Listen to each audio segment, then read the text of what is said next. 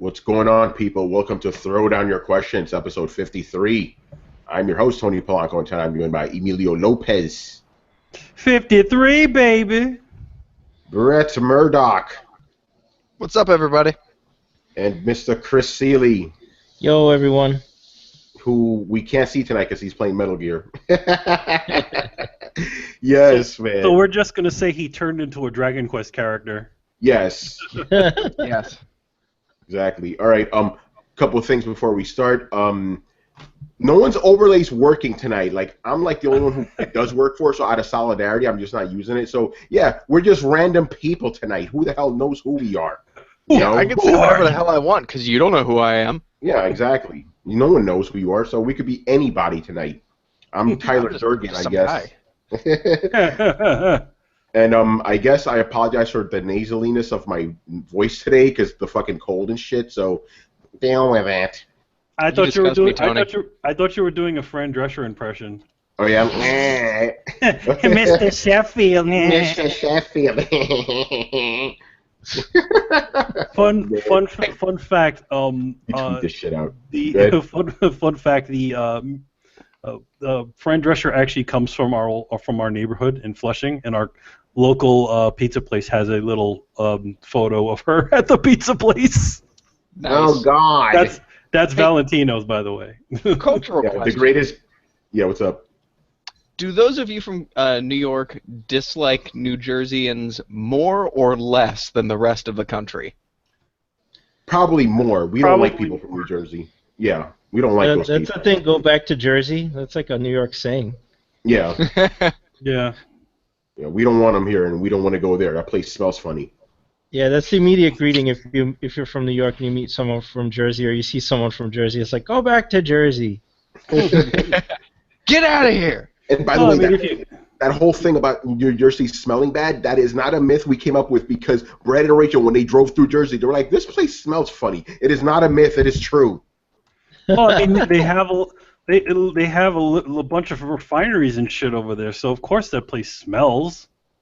Yeah. I mean, before you get to New York, there's a refinery with a flame smokestack on it. Yeah, Yes, if you ever watch Sopranos, it's in the beginning. Yeah. Yeah. He drives by it. It's the Simpsons tire fire, right? Oh man! All right, let's not diss Jersey too much. I'm pretty sure we have some Jersey fans, so not hating on y'all. We're just very, very sorry you have to live in Jersey. Yeah, you can be a good person in a terrible place. Fuck, I'm from Exactly. Kansas City. There you go. All right, let's get right into it. Mr. Final Stage Boss, as usual. This is a fun one. I miss the old weapon wheel in shooters. Do you prefer the weapon wheel or loadouts in shooters? Weapon wheel. Give me the weapon wheel. Fuck the loadout stuff because you're limited. I want everything in there, man. Like the way GTA does it, you can not only do you have a weapon wheel, but each weapon, like you can select different versions of it. Give me that shit any day of the week, man. Now I will say loadouts are easier because you just select a couple things and you just select or whatever, and you know weapon wheels are a little bit cumbersome, but you get everything. So I want that. Oh, I agree. Like, playing Metal Gear right now, it's like sometimes I'm carrying a non-lethal sniper rifle, and sometimes I need a fucking rocket launcher, right? So what I got to do? I got to call it down, right? And you got to spend GMP in the game. If I had a weapon wheel, this wouldn't be an issue, right? I could just have access to everything. Man, yeah, a weapon wheel in this game that would own. If there was a weapon wheel. Or the weapon loadout menu that goes and you press R1 or something like that and it pulls everything up. Yeah, I remember in original Metal Gear Solid, Snake used to carry everything on him. Yeah. Anything he found was on him. Like, hey bro, where do you keep that that crazy rocket launcher? Yeah, right.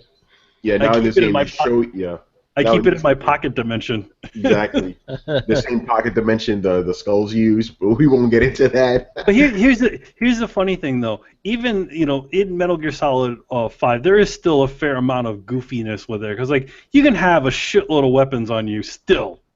Yeah. You can still carry if you have enough slots. You can carry a rocket launcher and carry a bunch of other bullshit with you too. Yeah, like, yo, man, you don't have room for 8 directional mines in your little sack there. What's going on here? Where do you put that animal cage? There's 8 animal cages. How do you carry all that shit? Exactly. So there's already suspension of disbelief with the game already. So why can't you just have that in there too? where you can access all your weapons. So, Manny, I'm guessing you like the weapon wheel too, don't you? I prefer the weapon wheel, but I kind of dig being simple with the simplified version where like the simple game, like, okay, what am I doing now? What's gonna happen? Maybe if I put this in here and then I'll be good. I kind of like that a little bit too. All right, Brett. I have to disagree with all of you. Wait a minute, hate the we get weapon two different answers. Okay, what do you say? I hate weapon wheels. And the weapon wheel I absolutely hate the most is GTA's weapon wheel, which is why it's so terrible that you brought that up. Wow, to me that's like the epitome of why weapon wheels are awesome. Like that's the weapon wheel every fucking game should have. It has everything, man. Okay, so God, I hate that weapon wheel. First of all, like it's ridiculous that I can carry 16 guns. Like that's just obscene, and it's even more ridiculous that I can carry them all in a way that I can have them at like the drop of a hat. Like there is no way, you can holster that many guns. No way. Like, but it's a video game. Why? What does it matter? Because it's supposed to be representing life. Like there's people shooting at you. Like we're supposed to be representing the situation, and having a weapon wheel is honestly it's too fucking easy. It's not hard enough. It's not representing life enough. Like, and there's a small amount of disbelief that I can have. Like, I love Dark Souls the way that it does it, where you can have 2 weapons, but you can carry a shitload of weapons. Like, that's fine. I'm not necessarily huge on you have a backpack that weighs nothing and unlimited inventory because it's a fucking pocket dimension you're carrying around with you.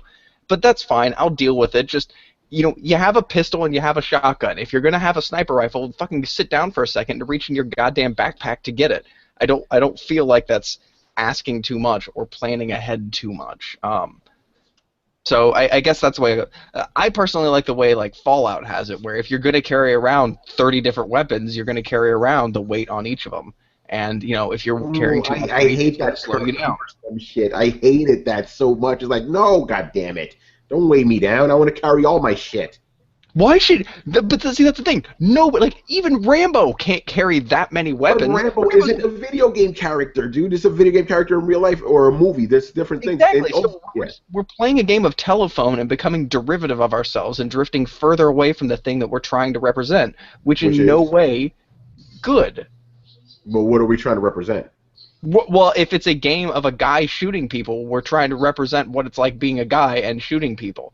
Like, that's like saying, like, why don't we all just have a mini-map and holographic info telling us where everybody is, and why don't we just do away with the reload button, and fuck it. Why not just do away with the health bar in general? Why not just make it around like you just run around with a machine gun with unlimited ammo and shoot people? Like, it's all just parsing away at what the experience actually is, and I want to see the experience be more. I want to see... When they do VR, I don't want them to have a reload button. I want you to actually have to grab and reload clips of ammo. I want you to have to worry about your gun jamming. I want you to have to worry about how much weight you're carrying around. Isn't that kind of especially in a game like fucking No, you love a game like Metal Gear. Like, why? Having your gun jamming on you and fucking tossing it aside and picking up a gun from a dead soldier and then just unloading on people is part of like the run and gun mentality. It's in all the action movies. It's part of what we want to do. And maybe it's just me, liking survival games, but there is a dramatic upturn in people liking the difficulty, people liking the roguelike, people liking all this other stuff. There, I shouldn't be able to run in with in a magical cloning body, die in a hail of gunfire, appear 6 seconds later, and then run in and do it again, and just corpse drag my way through a situation. Like, of course that guy's gonna win the war because he's fucking immortal. Here's the thing about Metal Gear. Like in one previous Metal Gear game, Metal Gear Solid 3, weight actually did matter for your character, and it would the more guns that you had directly on your character, the more stamina that would drain. Because stamina in that game was a little more of a factor. So the more running around that you did, the more things you did, your stamina would start to drain because you had so much weight on you. So what you had to do is you had your backpack, of course, that had every single weapon in the game, but your direct loadout only could carry a certain amount.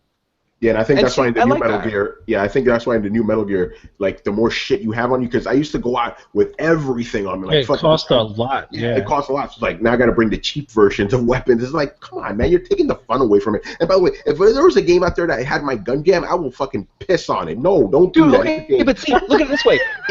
It's not necessarily taking your fun away from you if you balance it. Like, do you want to play a Solid Snake who only carries a pistol on him, wears light armor, and could fucking run like a ninja through the streets at night, just cutting people down with a knife and killing people with a silenced rifle? Or do you want to strap on a shotgun, an assault rifle, some body armor, and say, fuck all your exclamation points, I'm going to come in and hail a gunfire? Like, it would give you the option. It would give you replayability.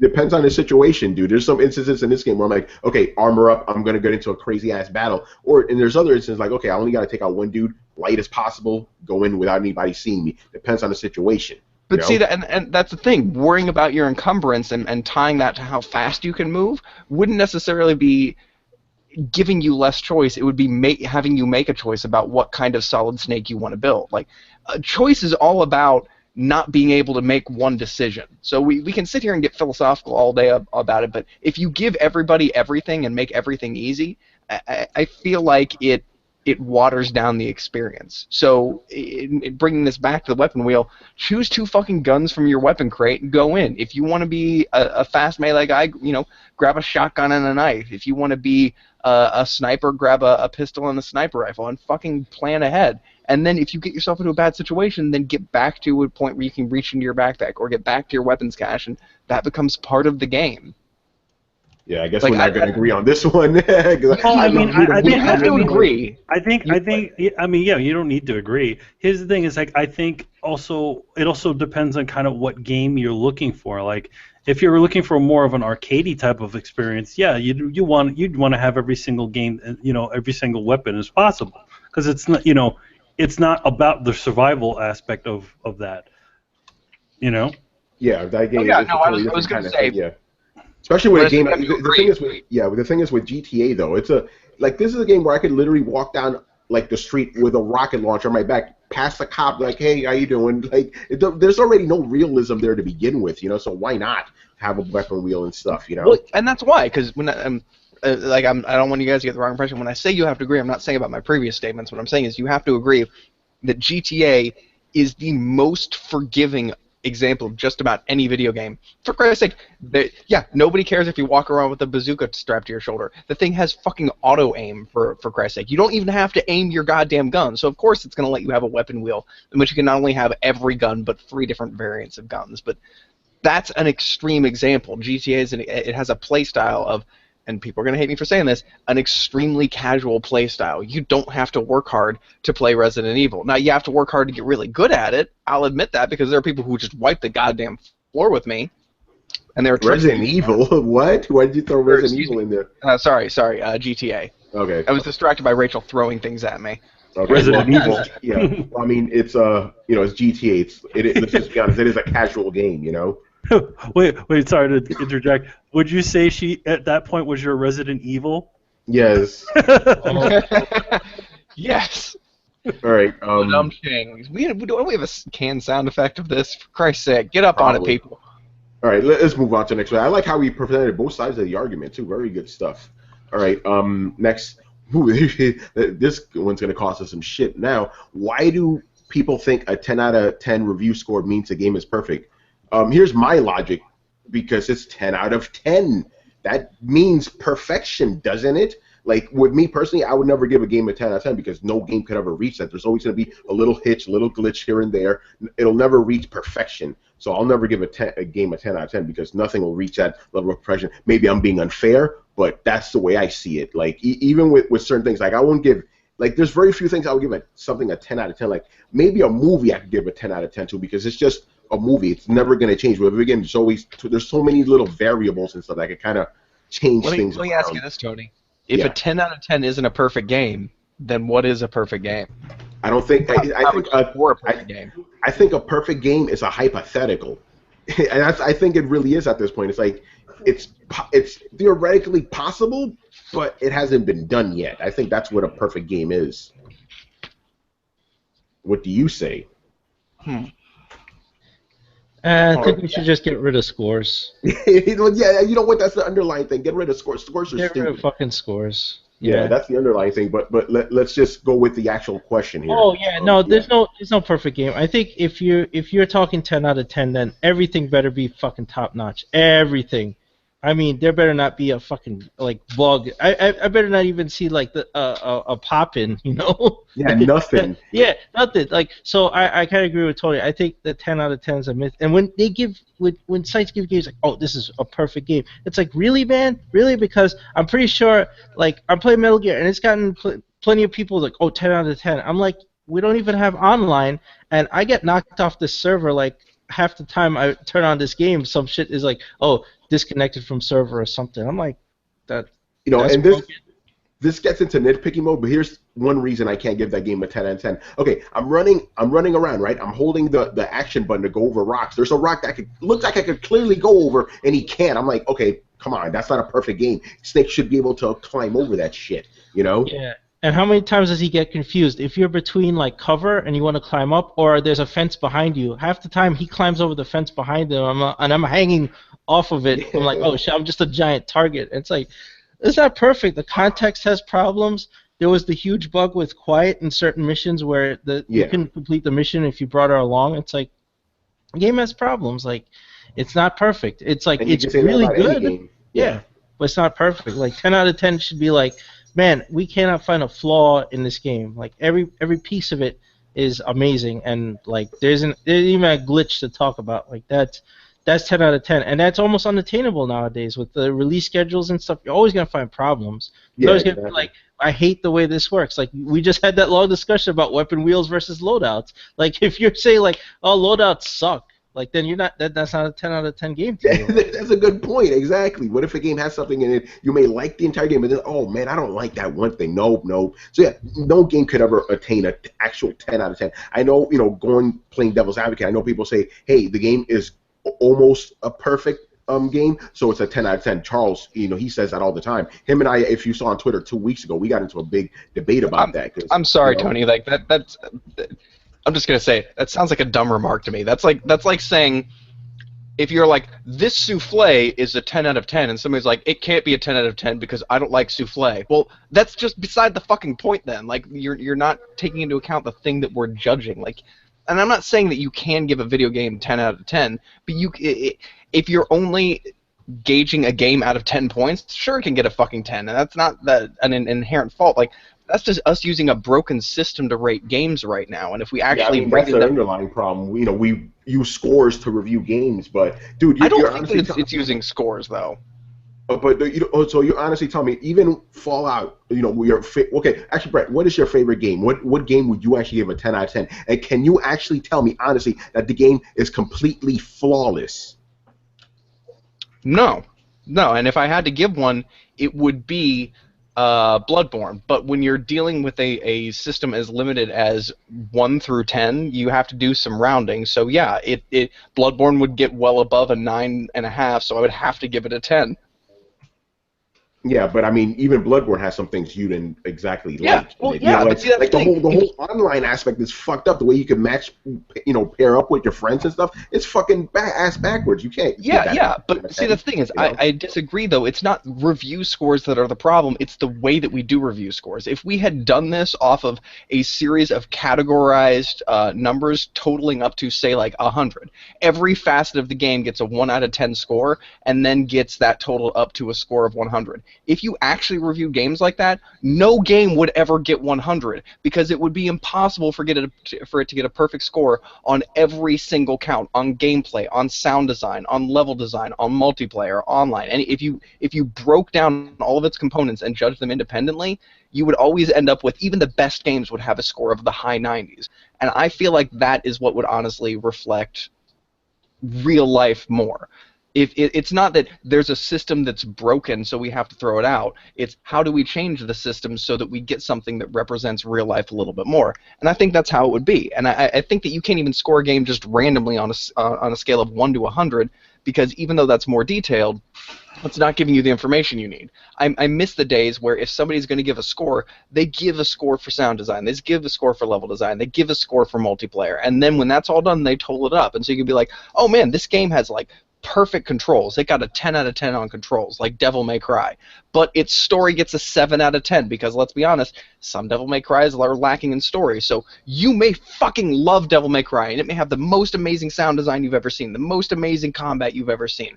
or Bloodborne. Let's just go back and do Bloodborne. It has the most amazing combat. It has one of the greatest stories. Its multiplayer is awesome. Its sound design is fantastic. So it would get a perfect score on many of these sub things. But then when you get to bugs /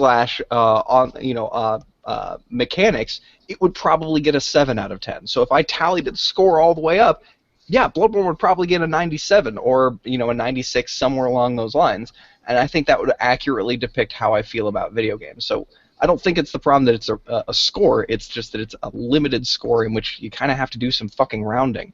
And as long as we're counting games as 1 out of 10, yeah, games can achieve 10 out of 10 because it's not necessarily a perfect score. It's, as close as we can get using, a limited system. It's if we had to judge games by a smiley face or a sad face, we'd be having the discussion of, can we ever really truly give a game a smiley face? Yeah, actually, wouldn't it be a case of like, can we give a game like a big smiley face or something like that? With the teeth and all that shit. That'll be the. You mean like Game? You mean like Game Pro used to do? Yeah, like Game Pro. But yeah, even then, even if you give the game a 97 out of 100, that's still not a perfect score. No. Yeah. And well, see, that's the thing is if you make a system where a perfect score is almost unattainable, then you have a system that accurately reflects real life a little bit more. Because in truth, a perfect score is damn near unattainable unless you hit the mark on every single part of it. It literally has to be pixel perfect. Yeah. Literally. Go ahead, Chris. I feel like Famitsu used to be do exactly what you were talking about. Nothing ever got a perfect score on there, and then I don't know how they broke their. Yeah, they broke it. And yeah, now shit gets get perfect scores that probably don't deserve. They probably, a lot of people have accused of Famitsu of being shills for game companies, especially Japanese game companies. Yeah, I wouldn't be surprised. Manny, what are your thoughts about the perfect score? I agree with Brett. I do feel like if we're going to go talk about like the system is a bit broken as far as if we're going to start doing scores, like scores and stuff. But I do feel that also we kind of, because of the way their system works, we kind of have to make those sorts of concessions to like, all right, it's close enough. We'll just give it a 10. So yeah, but you don't think that's kind of lying to people though? I mean, the thing is that is it really lying? Yeah, no. Think about it. Like, we round up we round up and round down every single day. But they've never said we are rounding this down or up. Come on, man! They throw that 10 at you. People like me are going to assume this is a flawless game, and then you play it. It's like, hey, this thing has something wrong in it. It's not a flawless game. How are you giving it a 10 out of 10? Okay, but in a perfect world, you're right, Tony. But here's the thing. If anybody walks to you up on the street and says, this is a perfect blank, the first thing you're going to do is like, this is a person talking to me, and take that with a little bit of a grain of salt, especially if they're talking to you about something that is subjective. They're like, this is the perfect muffin. Like, you could try the muffin. It could be one of the best muffins you've ever tasted, but could you really say it was perfect? Like, this can be brought along, like, when we say perfect in casual conversation, what we really mean is as perfect as we have noticed or as perfect as we have seen or the best that we have come across. There's so many ideas. Like, you could even break it down to a perfect muffin is the thing that encapsulates the most muffinness of any object that I've ever seen. The thing that makes me think of the most muffininess qualities. We're getting into subjective reality debate to a certain extent. And we don't do that in casual conversation. When we say like, oh man, this is the perfect pizza, we don't literally mean it's the perfect pizza. But in that same conversation, we don't give anything scores either. I was just about to say that. It's just like, if you come at me like, oh yeah, this is the perfect game, okay, I'm just going to say, okay, you're full of shit. It's a 10 out of 10. Really? Okay, that's something that's quantifiable. Prove that shit now. So that's where it becomes a little bit weird, Like, if you're giving it a score, okay, you need to prove that shit, especially if you come out with a fucking 10. If you give me a 9.5, I'm like, okay, I guess it's a really, really fucking good game. 10, that means perfect, and you're giving it a score. If you just come up to me and go, hey, this is the perfect game, okay, cool, let me see. Well, I think I agree with Tony. I think we need to evolve beyond scores because people are going to YouTube now and just watching these guys fucking doing Let's Plays and Babylon, and they go, oh, you know what? I like what he's showing me. I'm gonna buy that game. There's no review. There's no score. There's No no score, nothing. yeah. It's just they're seeing it. They're seeing it, and this guy's fucking telling jokes and talking over it, and they love it. I think we just need to go beyond that. And like you said, in a casual conversation, like this is the perfect slice of pizza, or this is a perfect muffin, or it's like this is amazing cake. You're not saying, wow, I went to Cheesecake Factory, and I had that Oreo cheesecake. I give that 8 out of 10. Nobody talks like that. That's a good point. Yeah. Yeah. So just get rid of the scores and just describe the game and give video examples and pictures and let people go, you know what? I like what he's saying. Or you know what? I totally I quantify agree stuff with all that the guy's time. saying. Huh? You quantify stuff all the time. Oh yeah. Like if Rachel were to look over me right now and be like, "How's your pizza?" I'd be like, "Not bad." And she'd be like, "Scale of 1 to 10?" I'd be like, Are you serious? "Oh yeah, we do it all the honey. Don't we scale of 1 to 10 all the time? Yeah, we scale of 1 to 10 all the Okay. goddamn time." That's you guys. I don't do that. The only thing I would like quantify like that is women. Even then, I would be like, no woman's a 10 out of 10. Yeah, No, it's just a general. You're taking it too seriously. It's a general bearing, on how somebody feels about something. We're all just trying to quantify stuff, which is what language really is. It's trying to give you an idea. If you focus too much on the vehicle or the words themselves, communication breaks down. I know what you're saying. Yeah, I know what you're saying. The problem is there's numbers. That's the problem. No, you're making beef with the numbers. I know if somebody says, "Man, this game's a 10 out of 10," what they're trying to tell me is this game is awesome. I'm not gonna if someone's like, "Man, this new Madden's a 10 out of 10," I'm not gonna be like, "Well, as an RPG fan, clearly it's got a perfect score and therefore something for me." I'm gonna take it as the colloquial, quote unquote, perfect. Yeah, you know what? If I like football games, I'm glad you bring that up. Actually, yeah. If you see Madden gets a 10 out of 10, if you like JRPGs, don't listen to that fucking score. Well, yeah. Here's the thing. I mean, most people can make decisions on their own and know if they see some game that they're not interested gets a 10 out of 10. That usually means, okay, well, I'm not into those games. That doesn't mean that I'm gonna exactly like it. Yeah, Call of Duty gets 10 out of 10 every fucking year, and you don't see us buying it. You know, but at the same time, yeah, if you're a fan of that franchise, let's say Devil May Cry, then Devil May Cry gets a 10 out of 10, and you liked all the other Devil May Cries, you're waiting for that shit to be the best Devil May Cry you ever played in your life. I'm just telling you, at least, and you can see now with this conversation, half the gaming community sees it that way. You have a 10, that means it's a perfect fucking game. So we're not really gonna come to a concession here because, again, review scores are fucked. The whole way we review scores is fucked. It really is. That's what it really comes down to.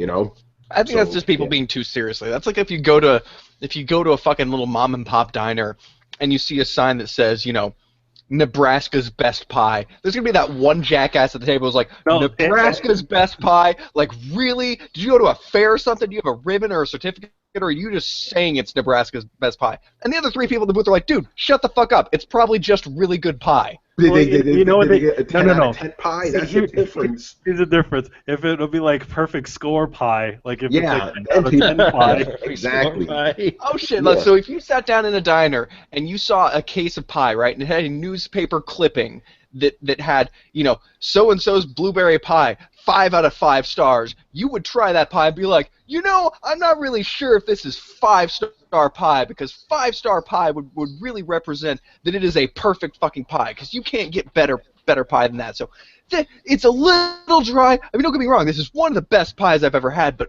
5-star pie, really? Like, that guy's just generally kind of an asshole in every other situation of life. That's the thing, though. If you give it that number, I'm going to start looking for flaws, man, just to prove you wrong, or just a New Yorker. That's all this is.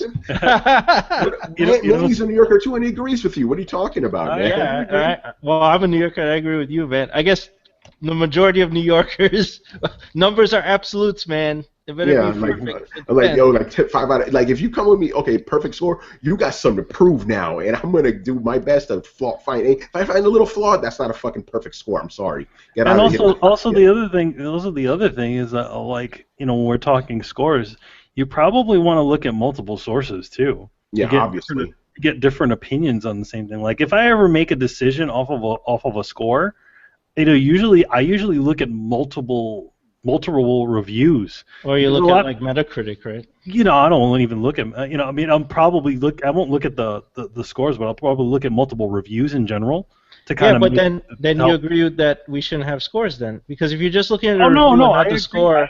I do agree we shouldn't have scores, but I also think that also agree with the idea of also changing what the scores, getting a little bit more into what scores mean to give try to give a better number score if we're going to go that route. Yeah, if we're going to go that route, that's the problem. Number scores are the problem. Let me ask Chris and Tony this.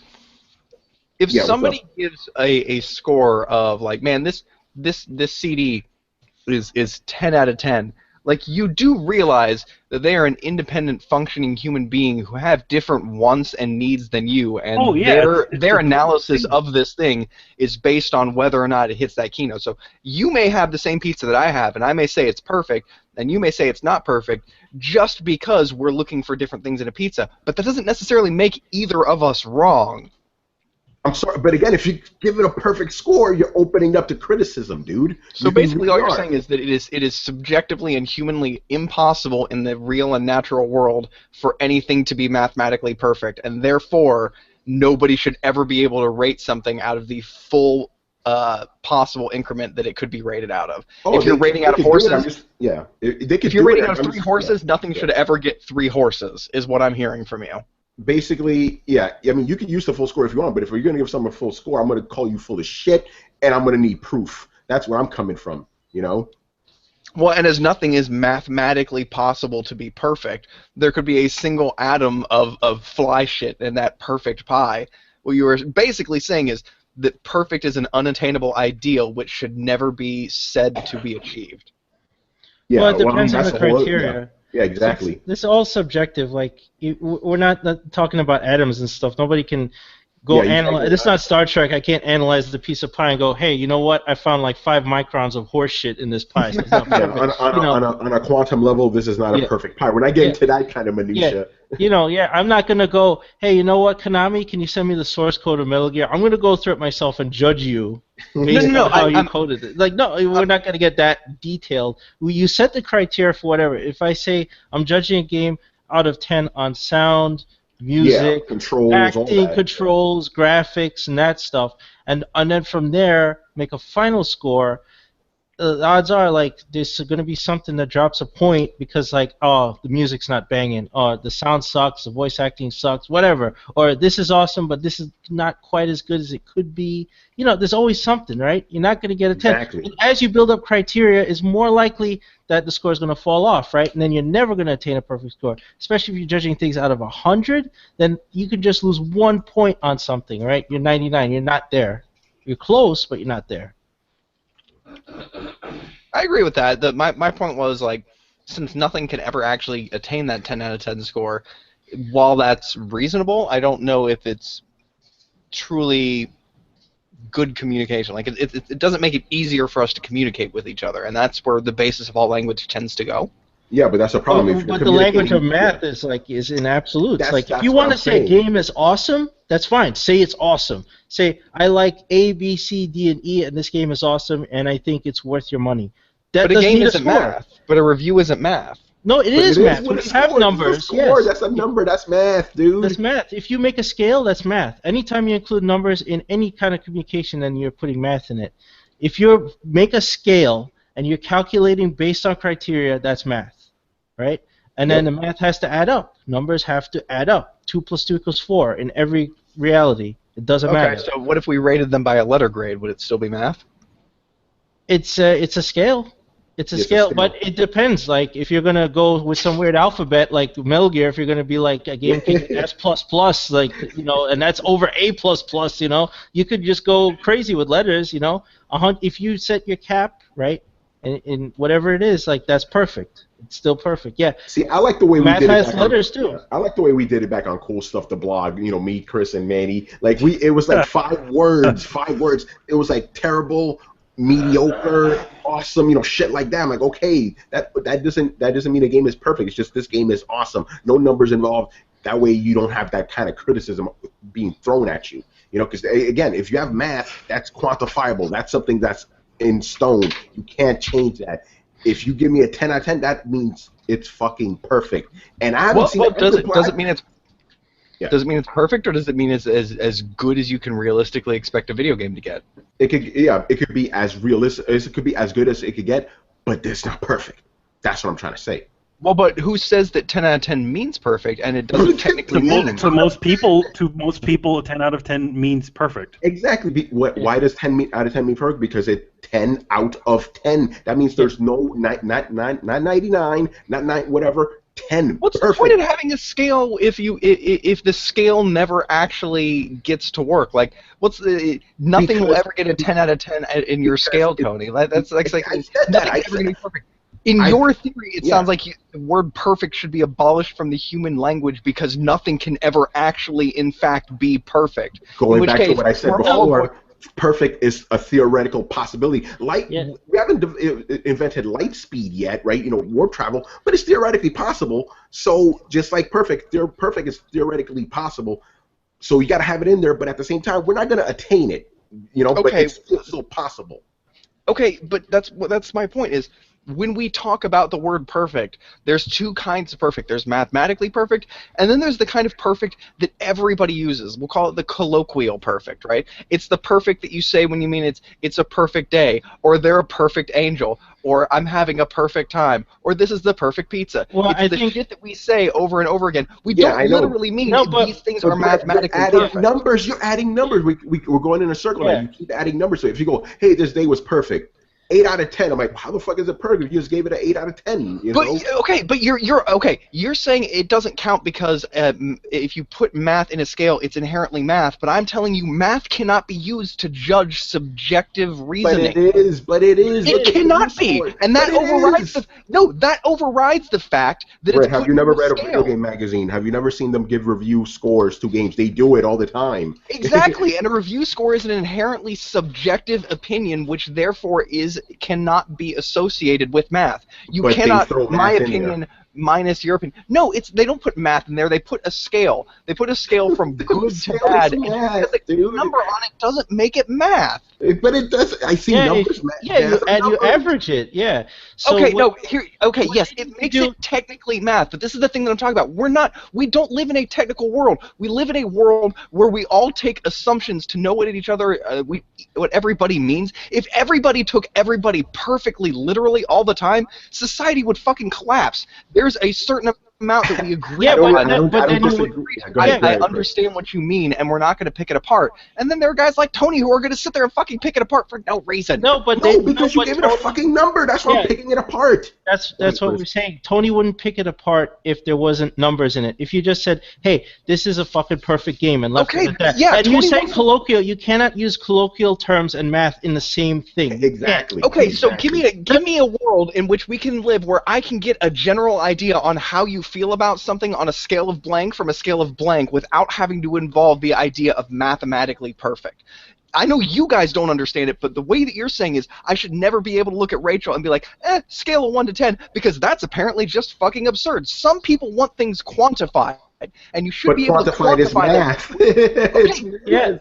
Okay, I understand quantifying is math, but we should be able to be in a world where we can quantify something or in an effort to communicate it to somebody without being perfectly literal. And if what you're telling me that doesn't exist, then what I'm going to tell you is society is going to come up with something to fill that vacuum, and they're going to call it quarfumf. And then you're going to have beef with the concept of quarfumf. The idea of socially perfect is not the idea of mathematically perfect. Just because you don't like it and you don't agree with it doesn't mean that it's not something that's an underpinning. I'm going with rules. Math is math, dude. Come on.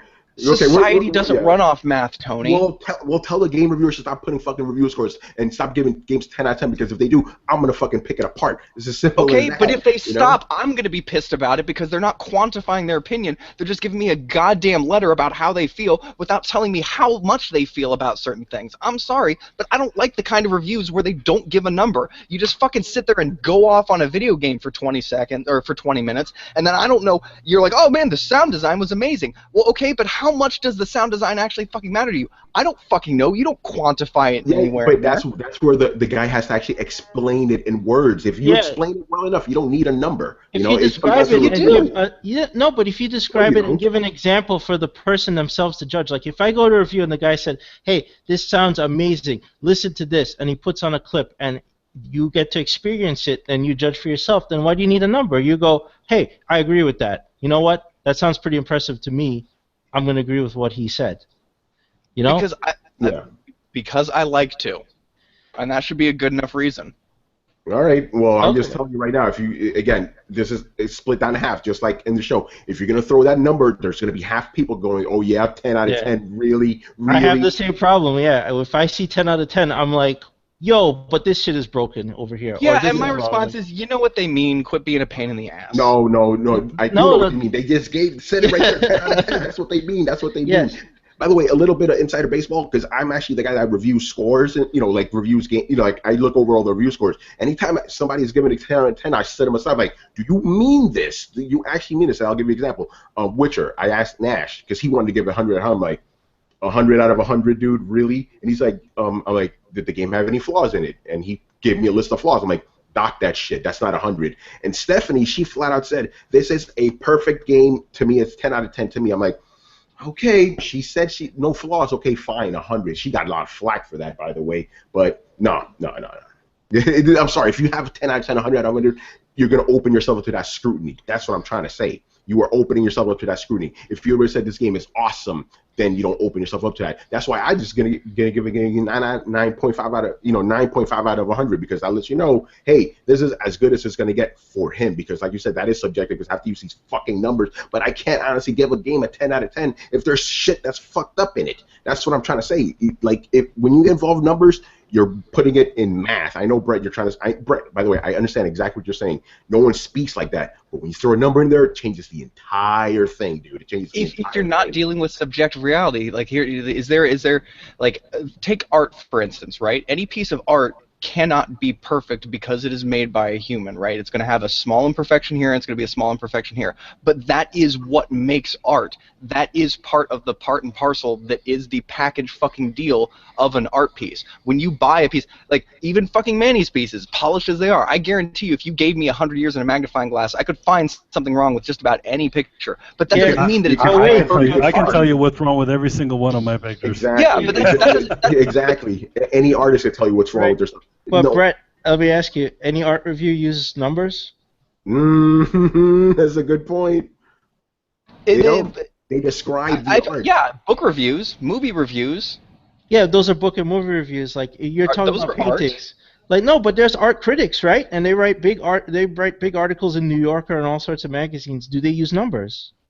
No, but that doesn't. Just because one form of art doesn't use it doesn't mean that another form of art doesn't use it. Movies and books are both forms of art, and people put them on sliding scales all the time. Exactly. And again, if you go, hey, this movie's a 5 out of 5, I'm like, oh, really now? Yeah, it's as good as a movie can be, and a movie inherently is going to have the flaws that a movie has in it. A movie that would be 100% flawless is an imperfect reality that doesn't actually exist on the tangible world. It is the essence of perfect moviness that we all attain to, but we cannot judge and compare ourselves against. But again, this is a simple like Plato idea that there is an outside essence that is the perfect, unadulterated essence of something, and it is 100% always unattainable. So therefore, we can have a perfect representation in an imperfect world of that perfect essence, but that perfect representation in an imperfect world is in and itself going to be flawed because it exists in an imperfect world. And so therefore, it is the closest thing that we can attain to perfection in an imperfect world. yeah, you could again, you could try to attain this perfectness without actually attaining it, but it's not actually attaining it. So you got to have that gap in there. Hey, this is 10. This is what we're striving for. We're not actually going to make it to that 10. If you make it to that 10, then you're getting into that the hypothetical world. So why can't we just say it's out of 10 out of 10, which is the realistic world, but the perfect theoretical game would be a 10.5 out of 10? Like that just seems just as arbitrary and stupid. But it doesn't because it's not arbitrary. It's dude. Again, I didn't come up with this fucking shit. If it was up to me, we wouldn't have reviews like numbers at all. Just write it, and if you don't write it well, I mean that's your problem. Because you're not expressing the idea of the game to the reader or the viewer or whatever. But again, if we're we're going in a fucking circle here. If you're going to talk about a 10 out of 10, 100 out of 100 system, you're opening it up to those criticisms. That's all I'm saying. Manny, finish it up because we've been spending too long on this. No, just go to the next one. All right. So there you go. This is a perfect example why no one will, people never see eye to eye on this. Here's the one thing I want to say at the end of this. I understand what Brett is coming from, where it's it's just said in light speech. It's like, oh, hey, that's 10 out of 10. That's 9 out of, like stuff like that. I understand where that comes from, but the thing is that's not how everybody sees those sorts of things. They see a 10 out of 10, they think, oh my God, it's the most perfect game ever made. That means I need to have it. That's the problem. But isn't that a problem of the viewer, though? Isn't that we're all being a little bit too unrealistic about what 10 out of 10 means? And this goes kind of back to what Tony says. The minute you start adding numbers, numbers are considered a constant. So that's the biggest issue that a lot of people have to get over. If you gave it like 2 thumbs up or 2 thumbs down, people don't treat that as seriously as 10 out of 10. It's true. Again, if this game is awesome. Thumbs and awesome and stuff like that, those are considered opinions. What does New York One use? They use the wormy apples, right? Yeah, they use the wormy apples. Yeah, it's like, oh, I'll give it 3 wormy apples. Nobody takes that seriously. It's like, there's cute little ways to represent stuff, but as I said, Brett, as the scale gets bigger, it gets more detailed, and as there's more criteria, it gets astronomically less likely you have a perfect score, right? If you go to 100... But if you go to 1,000, right? Let's judge a game out of 1,000, right? Then there's so many more points to drop. You could drop 10 points because, hey, there's a broken pixel over here. I'm going to take 10 points off. So it's 998 out of 1,000, Oh, yeah, no, I would think that as the scale gets bigger, the more you actually pay attention to it. The only reason that a game can get a 10 out of 10 is because we're only using a scale out of 10, and we all kind of just socially understand, like, there's a limited amount of numbers you can give things. A 10 can be anything from 90 to 100 kind of thing, and that's kind of the scale. But if we're judging it out of 1,000, then yeah, people are going to be more nitpicky because you're judging it out of more points. It's not language that's holding you back. And I also feel at the same time that people make these concessions about the numbers, even though they don't say it. On the thing, like we've rounded it to the next 0. Because we don't have a 9.5 rating, which obviously happens. It kind of reminds me of when a native culture doesn't know the word for something, they'll use allegory and metaphor to describe it, kind of thing. Like it's a giant storm cloud moving in, or when native Hawaiians first saw the sailboats, they said it was square clouds rolling across the water, and that was the only way that they could tell each other what it is. And yeah, you could sit there and be like, that's not a fucking cloud. You could look at it, it's not a cloud. Be like, I know, but I don't have any better way to describe it than this. But here's the problem, though. Any culture around the world, they all have the same thing in common: fucking math. That's what I'm saying, dude. Math is the constant thing, dude. I figured that we all had the good graces as sentient human beings to understand that math does not relate to subjective matter, and understand and give each other the good graces to have a conversation regarding this. It just seems the same as when somebody comes in and you're like, oh man, I am just dead tired. And they're like, well, you're not literally dead. Like, no, yeah, I'm not literally dead. I know, but if you go, oh, I'm 2.5 out of 10 alive, then it's like, what the fuck do you mean by that? Right, like in games, you have a health bar, right? And it's out of 100. But imagine you went to the doctor, like, doctor, I'm about at 20% health. I really don't feel good. Like, what does that even mean? Dude, the doctors have a scale. They ask you 1 to 10, what is your pain level?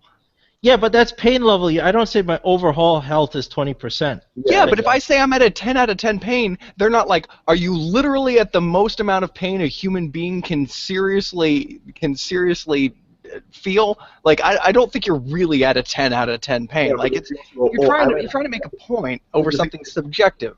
But the thing is, if you come at me and go, oh, I have 100% health, 100%, yeah, I'm pretty sure we can find some shit in you that's not 100%, dude. That's what I'm trying to say. Some people, like me and Chris, if you give us that perfect number, we're going to fucking come at you.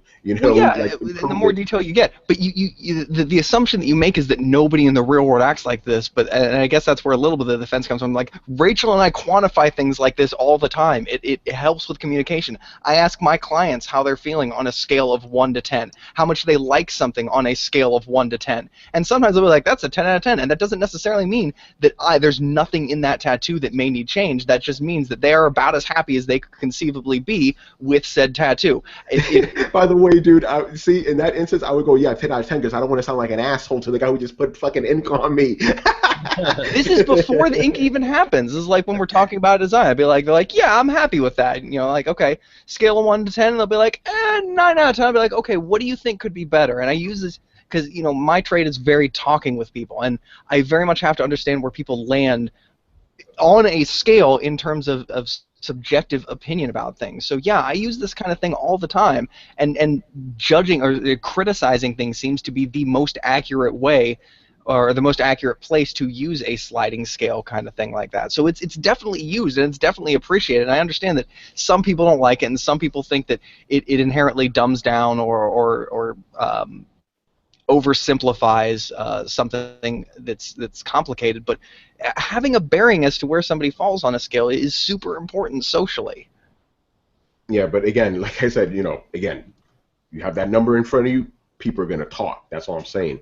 All right, let's move on. Wait. I was going to say one more thing about metaphors. All I got to say about that is Darmok and Jalad at Tanagra. Yeah. Yeah, but again, you can't have a metaphor and math at the same time. All right, last question from Final Stage Boss. Were any of you rich enough to own a Neo-Geo as a kid? Hell no. No. The simple answer is no. No. All right, and that's it. Moving on to the next one. I had a 3DO, and that was considered expensive, but I bought that was pretty pricey. But Neo-Geo was holy shit. Even the games. Yeah, because it was literally like an arcade. Like it had the same shit from the arcade and stuff, the same parts, you know. Yeah. So yeah, no. It would have been cool though, because man, but no. All right, moving on. Fern Gully.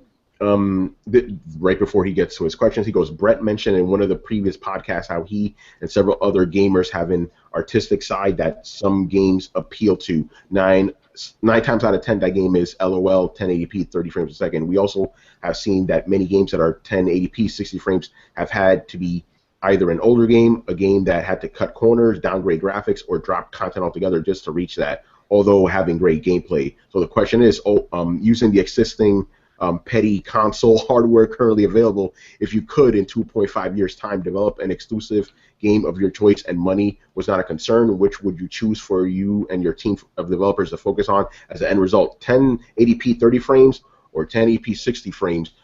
Depends on the game. If you have a sports game, a racing game, fighting game, games where like hit, what is it, animations count? 60 frames, I understand that. If you have a cinematic game, like Uncharted or something, 30 frames is fine. I would even go, make that shit 24 frames. Make it like a real movie. So it depends on the game. Not every game needs to be 30 frames. Not every game needs to be 60 frames. It should be on a case-by-case basis if the technology can allow for it.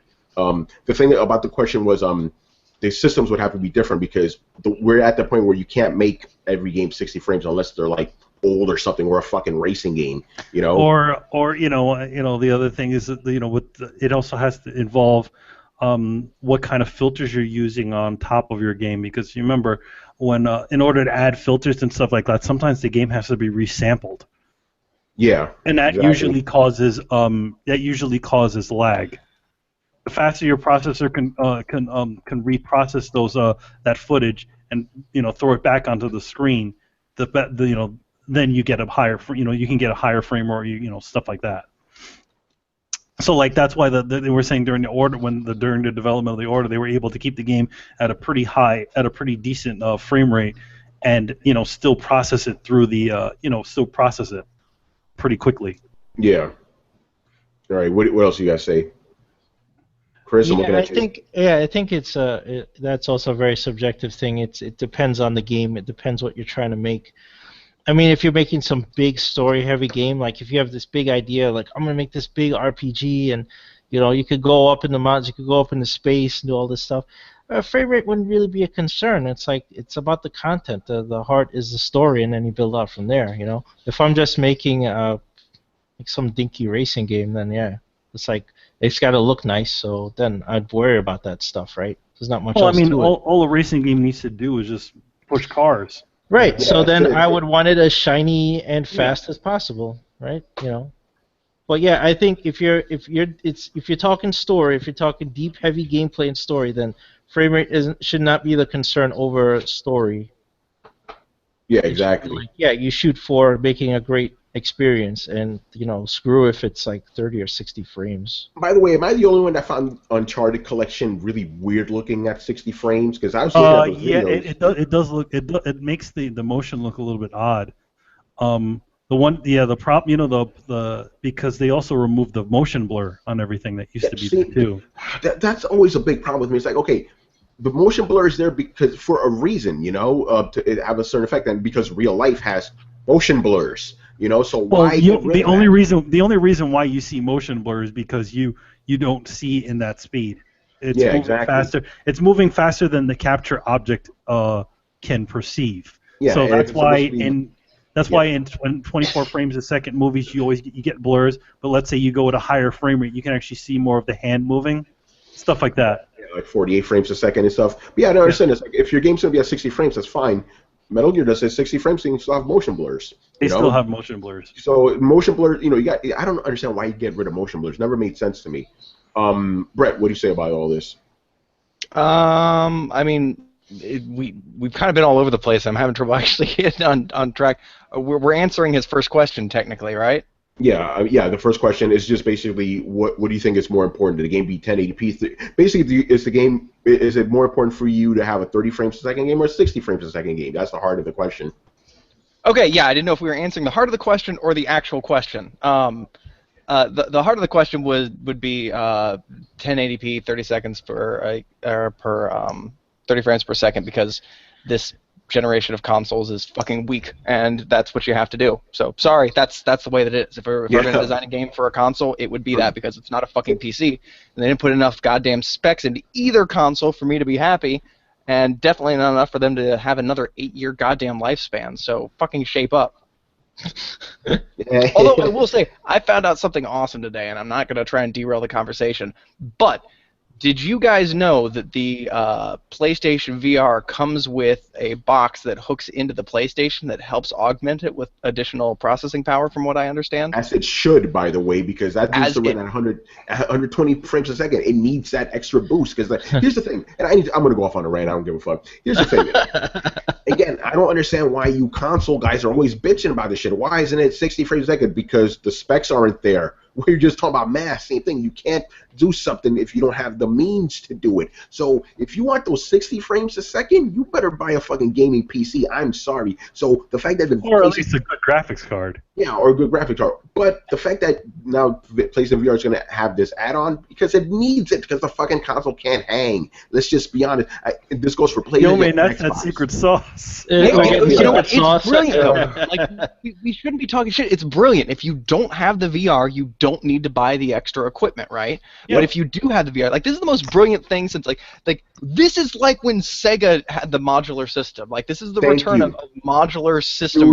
By the way, this is X-Men versus Street Fighter all over. The system didn't have enough memory to play this fucking game. So what you have to do, buy an 8 megabyte cartridge for this shit. Same deal here. Hey, the system can't hang with the VR, so you need this add-on. Makes perfect sense to me.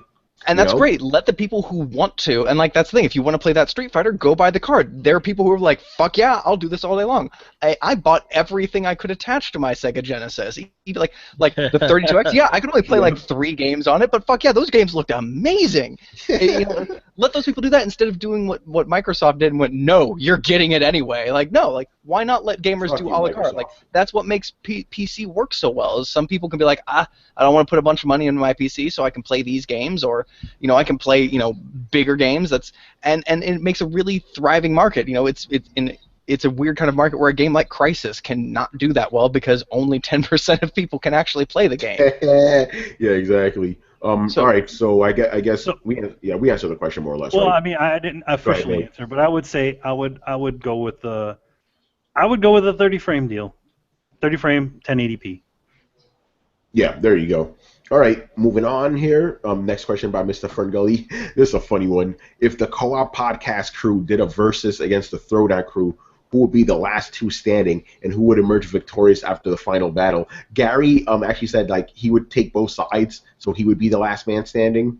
I'm obviously going to take the diplomatic approach and be like, we're on the same site. We're not going to versus each other. That's ridiculous. We're going to team up and go after other sites that are full of shit. You know? Yeah. Fuck those guys. We're a team here. Coalition all day. Yo, man, Throwdown, you out. You full of shit. I'm calling you out. I'm calling you out. Yeah, no, we're brothers here. This is a coalition for a reason, people. There's no, you know, so none of that noise. It was a pretty funny question, though. Unless you guys want to jump in to talk shit, but no. We love the co-op guys. Yeah, hell yeah, man. All right. They're our boys, yo. And yeah, man, the coalition. All right, last question. Fern Gully, man. All right. How does one go about getting in this industry? I, too, aspire to one day become a quote-unquote industry veteran, knowing more than most, including Torrance Davis and company. What steps does one take? How much time and dedication outside of just playing games and getting on message boards is needed? All right, now there's two ways to answer this. Either the joke answer or the real answer. Yeah, give him the real answer. Okay, the joke answer is so funny though. But the real answer is like it depends on what you want to do in this industry. Do you want to be a game developer? You know, there are schools for that. You want to get into like game journalism, get into an independent site, work your way up from there. It's not. Here's the thing: making it is the hard part. Getting into it is not that hard. Like especially games journalism, it's the fucking easiest shit. You know, there's a million sites out there. Just get into one of them, get your foot in there, and start writing, going to shows and shit. That's what I did. I'm like, you know, we had our site. It wasn't really going anywhere. Then we came out to other sites, and we got in the industry. Simple as that. But yeah, game design, different story. You need to actually like really go to school for that shit. You know. Like this, like for writing, you don't even need a fucking journalism degree. Do just get in there, you know? Yeah, especially with games journalism. Yeah, shit. Yeah, quote unquote journalism. You know. One thing I'd like to throw in there is the thing you want to do is, especially if you want to get into games journalism or even a lot of this industry and general stuff, is start paying close attention to news, to fads, to rumors, to these things that are going on. And what you're looking for is, after a certain amount of time, you're not only going to understand what's going on and when things are happening, you're going to start to understand who the key players are and start to see what's about to happen. And then there'll be this beautiful moment where you start to see the patterns. You start to see, just like everything, this industry exists on working off a series of patterns. People react in certain ways. People act in certain ways. You can expect certain key figures to get... have inflammatory remarks, or certain people to pan to other people, or certain people to come out with this kind of game. And you start to see the patterns. And when you start to see those patterns, you can start to jockey yourself into a position where you're in a place before something happens. And when you're in the place before something happens, that's when you've got the product to sell. And that's essentially what you're trying to do. You're trying to build a product that other people want, have a thing that other people want, and getting the kind of insight of where to be, who to look at, and that kind of thing is really what it's all come down to, because getting news out first and having it be reliable is something that is huge in this industry. And the reliable part is actually a little bit more so than other forms of journalism, because people will call you out and people will lambast you and people will make fun of you if you just kind of shoot from the hip and say stupid shit. So you want to make sure that you know what you're talking about, and the best way that you do is just pay real close attention until you start to figure out the way shit works. Yeah, and then other things, obviously, you know, you got to talk to a lot of people, network like crazy. Twitter is the best tool for this. You know, you got to be on Twitter all the time, just talking to people and stuff. Go to events and stuff. Obviously, in the beginning, you won't be able to go to like industry events. You got to go to things like Comic Cons or stuff like that. Just talk to people, talk to as many people as possible. You know, build good relationships, all that. It's like I said. You know, getting there is tough, but getting in, like getting that foot in, is not that difficult. You also have to be consistent with your work. That's probably the most important thing. Like you have to be really, really consistent. Even if like the quality is just it'll get better the more you do it. You know, so you gotta constantly. You can't just put out one amazing thing and then drop off for 3 months and then come back with another amazing thing. People are gonna be like, okay, where are you? You know, you got to constantly just be there. You know, it's a never-ending hustle with this thing. You got to just constantly do it. You know, as for the joke answer, basically, listen, only a certain individual has the acumen required to be an industry veteran. None of us could actually attain that goal, so you shouldn't even try. You know, that's the perfection that can never be reached. That's the 10 out of 10. Yep. All right, moving on here. A question from Rachel Murdoch. Okay, she goes, what do you guys think of Malcanis' law in MMOs, and how would you propose fixing it?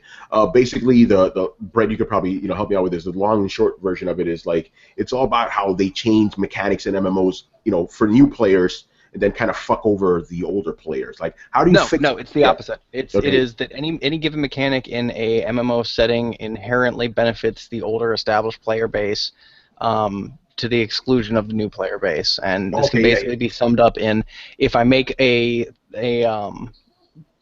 change to the game regarding skills or assets or resources, the older player base already has all of these things, so they're going to benefit more from them because they've accrued more of these skills / resources. And then if I make a new series of players, or a thing that benefits new players, then the old players can just make new players and bootstrap them with the resources and experience that their old characters already have. And so therefore you see this kind of slow rotting away in any kind of MMO where any benefit slowly goes towards like the rich get richer, for lack of a better term. And the only way to really keep ahead of this is to kind of keep extending the landscape in front of you, which is where we see a lot of MMOs and their expansion business plans from. Yeah, this has always been a tricky question. It's like, it always seems to me like this is what MMOs is like. If you're not in there since day one, you're kind of fucked. I mean, Brett, you had a similar experience with Dark Souls, right? Like, you came in late and you were like, oh shit, man, I should have been here day one, because those guys were just gods, basically. Oh, but it was so awesome. Yeah, like Dark Souls is the one thing that actually does it pretty well, in the sense that, and maybe it's just the setting, that Dark Souls is this kind of lost, I was already playing in a world that was once glorious and had degraded into ruins, and was once full of virtuous, awesome warriors, and had turned into just specters of death seeking the blood of innocents. So it just kind of all pulled into the narrative of the game. So it mirrored it, yeah. But going back to MMOs, this is the thing people have been trying to figure out for since MMOs have been out, basically. I don't know how you could fix that, to be honest. If there was a fix, somebody would have done it already. Is it just a case of like, fuck it, just deal with it until you get as good as the older guys? Is it just like that, just weather the storm? Well, actually, that's, I think, the reason that you're seeing the return of roguelikes at this point. Especially, Ark is a good example, where if you die, your character comes back as a fresh spawn. And Ark isn't the greatest example of that, because you can keep your levels and you can keep your base and everything like that. But there are games that are taking on the idea of the only thing you continue to have after you die is the skill you've accrued as a player. And that seems to be something that people are hungry for. And I think that's the very reason for that is, being an immortal god means that you're just going to have this slow power creep that happens, and eventually things just aren't going to be challenging anymore. And we found ourselves in the unique position as video gamers right now where we have a phenomenon where we get too powerful and things become boring. And this happens enough that there's a term for it, and that term is the power creep. And this is a real problem we as gamers, face. And the only answer that we have, as I said right now, is, what Destiny does. Is like, I don't know, raise the level cap and put in stronger guys, which inherently has this immersion breaking technique of like the same thing as Dragon Ball Z. Like, wait a minute, so we all thought this guy was super powerful. Meanwhile, there's been a guy out there who's just insanely more powerful this whole time. Like, you can't just keep panning the camera back indefinitely. It doesn't work. Chris, go ahead, man. No, I think that's why in Metal Gear it's so hard to build up your arsenal and really get Snake to this level where your guns are just destroying everything. Yeah. It's the grind in Metal Gear is just through research and development, right, on your guns, and it just costs so much. It takes so much resources and whatever, and you have to have certain guys and all this stuff. So they make it so that it's this long road before you get up to the level that Brett's talking about, where you're demolishing everyone and you're like a god. With other games, it seems to happen really easily, and then you get bored. But I don't know the fix for those games that have that problem. Like Star Trek Online had that same problem. It's the only MMO I've played in recent memory. So I was like, yeah, once I hit Vice Admiral and I had my tier 6 cruiser and I've got phaser banks up the wazoo and I'm just blasting the shit out of everything. I'm like, I'm good. I don't need to do any more here. You hit that pinnacle.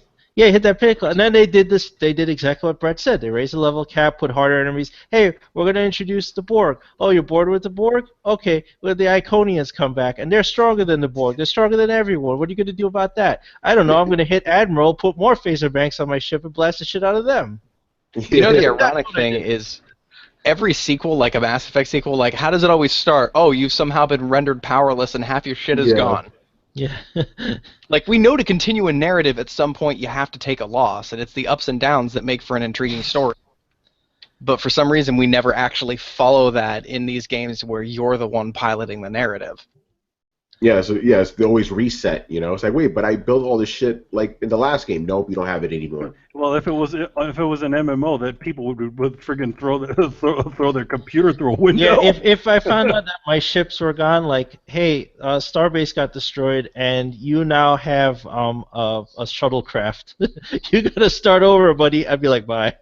That's it. Well, yeah, but would it be the same thing if, like, for instance, like, Chris, if you were jumping from star system to star system, and the intercom comes on and says, there are pirates in the star system, and you know you're actually hauling a pretty large cargo from one base to another, and you actually know as a player that I can, you know, jump in, just pop out of light speed, and fucking jump in and weld a hole through your ship, kill you, and take your shit, like, if you knew that going in and it still happened, you'd be kind of pissed, but the threat of that happening would also make for a more exciting game, right? Oh, yeah, sure. Well, what you're saying is more interactive. See, the MMOs also, because of veteran players and stuff, lock down PvE and PvP, right? You have to go to certain zones. You can't PvP wherever you want. If it was like EVE, where somebody could mug me while I'm flying through space, then yeah, that would be way more exciting. But they can't, you know. The games are set up like that. This thing you're talking about, they're set up like that. It's like everything's PVE, and if you want, you can go to certain zones, like and have PvP. But I can't be like flying through space, going on a mission, and somebody's like jacks me. Like, that doesn't happen in the game, and it's because of the veterans that happens. They want to keep everyone happy. Yeah. So yeah. Chris, I'm just imagining, like, you come back to Star Trek now. It's like, yo, Species 8472 stole all your shit. Got to start from scratch again. Yo, those motherfuckers. That would suck. But I would love to, like, have Chris log in and be like, oh, so apparently there's this new set of quests that give really high tier rewards. But to do it, you actually have to travel through this new kind of PvP zone called a full loss PvP zone, where if somebody kills you, they can take the trophy shit. Like, let's say you've done a series of quests in order to get this special ship. Well, to do this platinum level quest and get this platinum level gear, I'm gonna have to do this lose all quest where I have to travel through this zone where if I get jacked, I lose one to many of these fucking trophy items. So you fucking go through and you die. You inevitably succeed and get your sweet armor, but in the process you lose some cool stuff that you had got before, and now you have to go on a quest to replace that. Like, if you're a fucking Jedi and you lose your lightsaber, like, oh man, now I'm on a quest to find a new lightsaber, and all of a sudden that feels like an immersive quest. Like, that feels like something from Star Wars. Like, I lost my lightsaber in a great battle. Now I have to deal with just my force powers and hunt down the components to build a new lightsaber. That sounds like something that would be a well-scripted quest event and could happen very, very naturally if you just gave us the ability to actually lose things the way that we do in reality. And this is another great example of we are taking away from what the thing is supposed to represent. Star Wars is a fun story because if you crash your ship, it's crashed. If you get killed, you're dead. If Han Solo loses his cargo, he arrives in port without his cargo. He doesn't just materialize again with full cargo and go, man, that was a shot to the dick, wasn't it? So through the process of playing a game of telephone with ourselves, we've lost some of these things that actually make storylines compelling, and we've just kind of bled them out of our game because they may or may not at some point create a frustrating experience. Well, I got news for you. Nothing's ever fucking sunshine and roses. There is no up without down. But also at the same time, video games are an escape from our normal lives, and yes, you lose. Of course, you lose things in your normal life, but do you really want to lose all the things that you've earned inside of a game? Something that's supposed to bring you pleasure?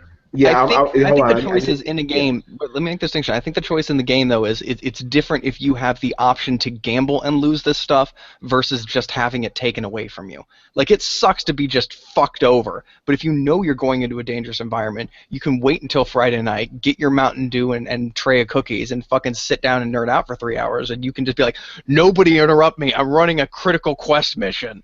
And like that's the kind of gaming that gets your palms sweaty. That's the kind of shit life's all about, Yeah, but I want to jump on what Mandy said because this is always the thing with video games. Video games is probably one of the one things in your life that you actually have control over. You know, if you play the game long enough, you will, save the universe or whatever it is. People like video games because it gives them a sense of control. Because obviously in real life, you don't have any of that fucking control. Now, yeah, I know, there are people out there that like those games where like, hey, I could stand to lose all my shit. It brings that excitement up. I understand that, but there's a lot of people, me included, it's like, hey, listen, if I built up enough shit in my game, I don't want to take it away from me, like at all. Like that's why I kind of don't. You mean like but you don't play these games anyway? Yeah, like the fucking FOBs. But it's like in Metal Gear you could have this online component. You could build your base online, and you can't do it if it gets invaded while you're sleeping. You're kind of fucked. Yeah, but Tony, you don't play these games anyway, and like, see, the thing is, you've never experienced the upward power creep of a game that never actually ends. You like games that have a beginning, a middle, and an end. Oh yeah, for the case that you like that arc. Yeah, again, I'm not shitting on those kind of games. If you like that kind of stuff, that's great, and I understand why.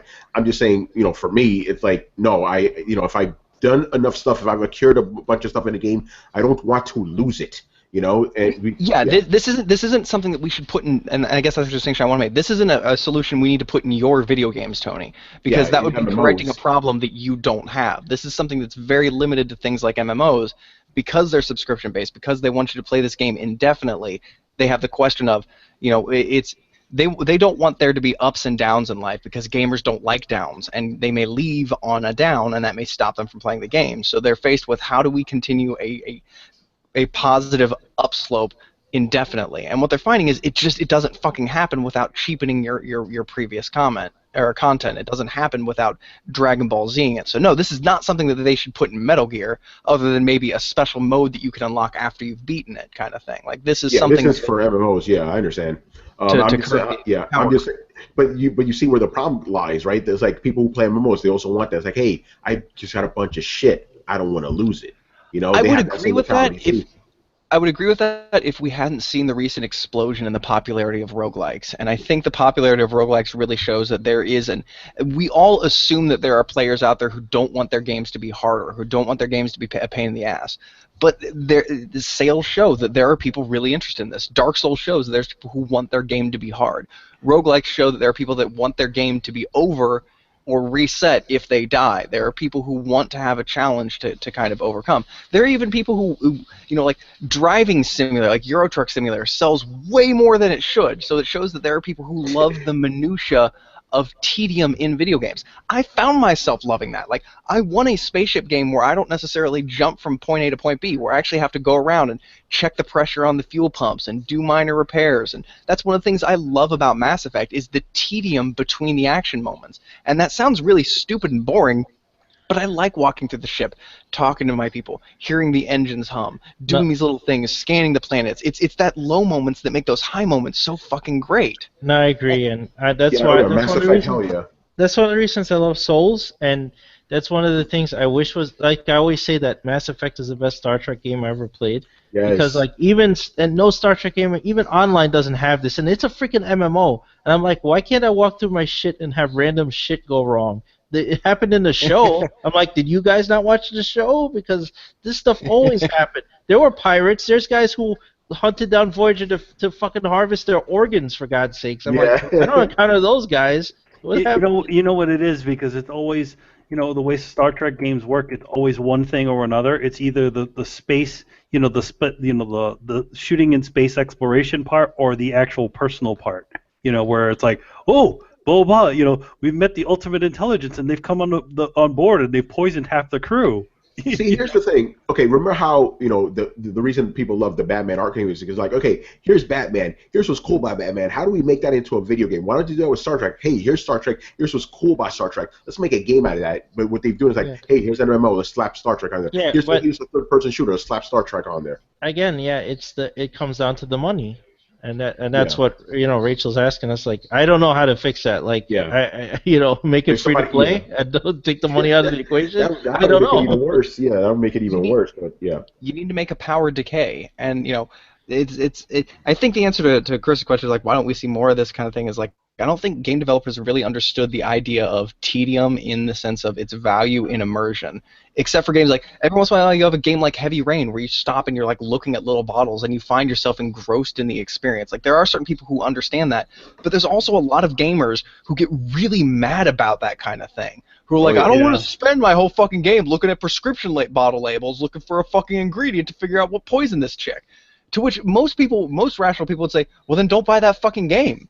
Yup. But they gave it a 10 out of 10. Yeah. All right, let's move on here. That was a good one. I like Brett's answer to that one. Just decay. Because the thing is, just tell people, hey, by the way, you may lose some of your shit, people. If you give them that warning, it should be okay. Make it possible, and then you'll have people who never actually go into that decay thing, and they're like, look at me, I'm decked out to the gills. And they're like, yeah, I see you have no blood medals.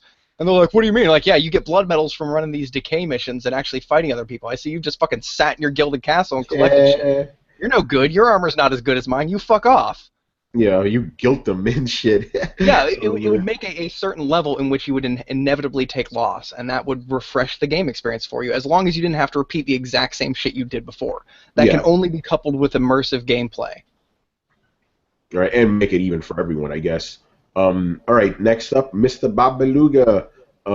I recently bought Tearaway Unfolded Special Edition from Amazon Spain for around 50 euro after looking for it for a week. Do you guys like to buy collector's editions of games, and will you go out of your way to find a specific item? You're talking to the master, the crazy person of collector's editions of games, especially certain ones. Yes, that's you, man. That's me. Because I will go out of my way to get certain collector's editions. I swear, man. Like, especially a lot of the Metal Gear ones. Like, they put out some really good ones out in the other countries, and it's like, I'll go out. I'll be like, all right, how can I get this? Sometimes I'll even make my own collector's editions. Like, God damn it, didn't give me the goddamn art book, or the art book came with something else. I'm like, all right, I'll buy the art book, sell off the game, and I have the art book. Stuff like that. Yeah. I don't like collector's editions. They're full of shit. Like, I don't like them. I think collector's editions. I think when the collector's editions start giving you a bunch of stupid like in-game weapons and stuff, I think those versions are worthless. Like, I don't give a shit about having fucking golden guns. Just give me some more cool shit. Like, I'm cool with getting a T-shirt or a cool statue, stuff like that, because I'm a freaking collector. But I don't get, it's like, this is a collector's edition, and we loaded it up with a bunch of golden guns. Who gives a shit? Yeah, a bunch of digital stuff. My thing is like, this is what turned me off collectors. It's like, hey, buy the special collectors, then you get an art book. Oh, shit, an art book, cool. You get this little thing that's, like, no bigger than this, It's like, what? Really? Well, and that's also in recent years. I mean, they used to give you decently sized art books. Then you get these statues, and they're like, oh, shit's going to be cool. These little things, they break easy. It's like, Capcom's guilty of that one with those with the Resident Evil ones.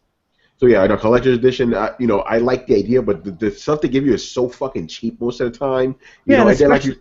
And especially for some of them, how much you pay. You're paying like $100 for your game, and then you get a bunch of shitty golden guns and a really shitty statue. Yeah, that it's flimsy as shit. You get a cheap ass art book with these little pages. It's like, come on, guys. If you're gonna have a collector edition, make it worth it for the people. Sorry, that's probably biting the hand and feeding. But I swear, the Arkham games have had shitty collector's editions. Yeah, I mean, I remember when you got that first one, you were like, what the fuck? That Batarang? Yeah, the crappy Batarang.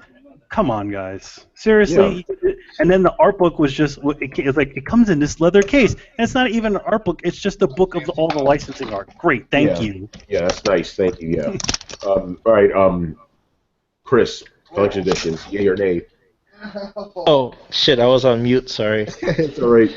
I was just going to say, how are you liking that Batmobile that came with the Arkham Knight Collector's Edition? Oh, it's fantastic. Here it is. It's like, now they can't even follow through with Collector's Edition. No, I'm just sick of that shit, man. I just buy the game. That's what I care about. It's like, art books are like fucking like little booklets. or you get like at least Witcher. They gave you some content with that, and that was just with the game. So I applaud them for that because they gave me more stuff that comes with some collector's editions. Street Fighter 4 came with a flimsy little, tiny like 1 inch tall. Man, I bought that shit too. Yeah, and yeah, Chris Redfield came with 5, and he's like yo big. It's the same. Yeah, it's the same size figure. Yeah. You remember what happened at that? We were living together at the time. Remember what I told you? Like we had the Chris Redfield thing sitting on top of one of our shelves, and then it fell over onto the rug, and the arm broke. Yeah, on a rug. On a rug. Yeah, it just broke. Yeah. Yeah, this is as much as I get with special editions, the day one edition, because I'm impatient. That's all. You know? I'm just tired of it.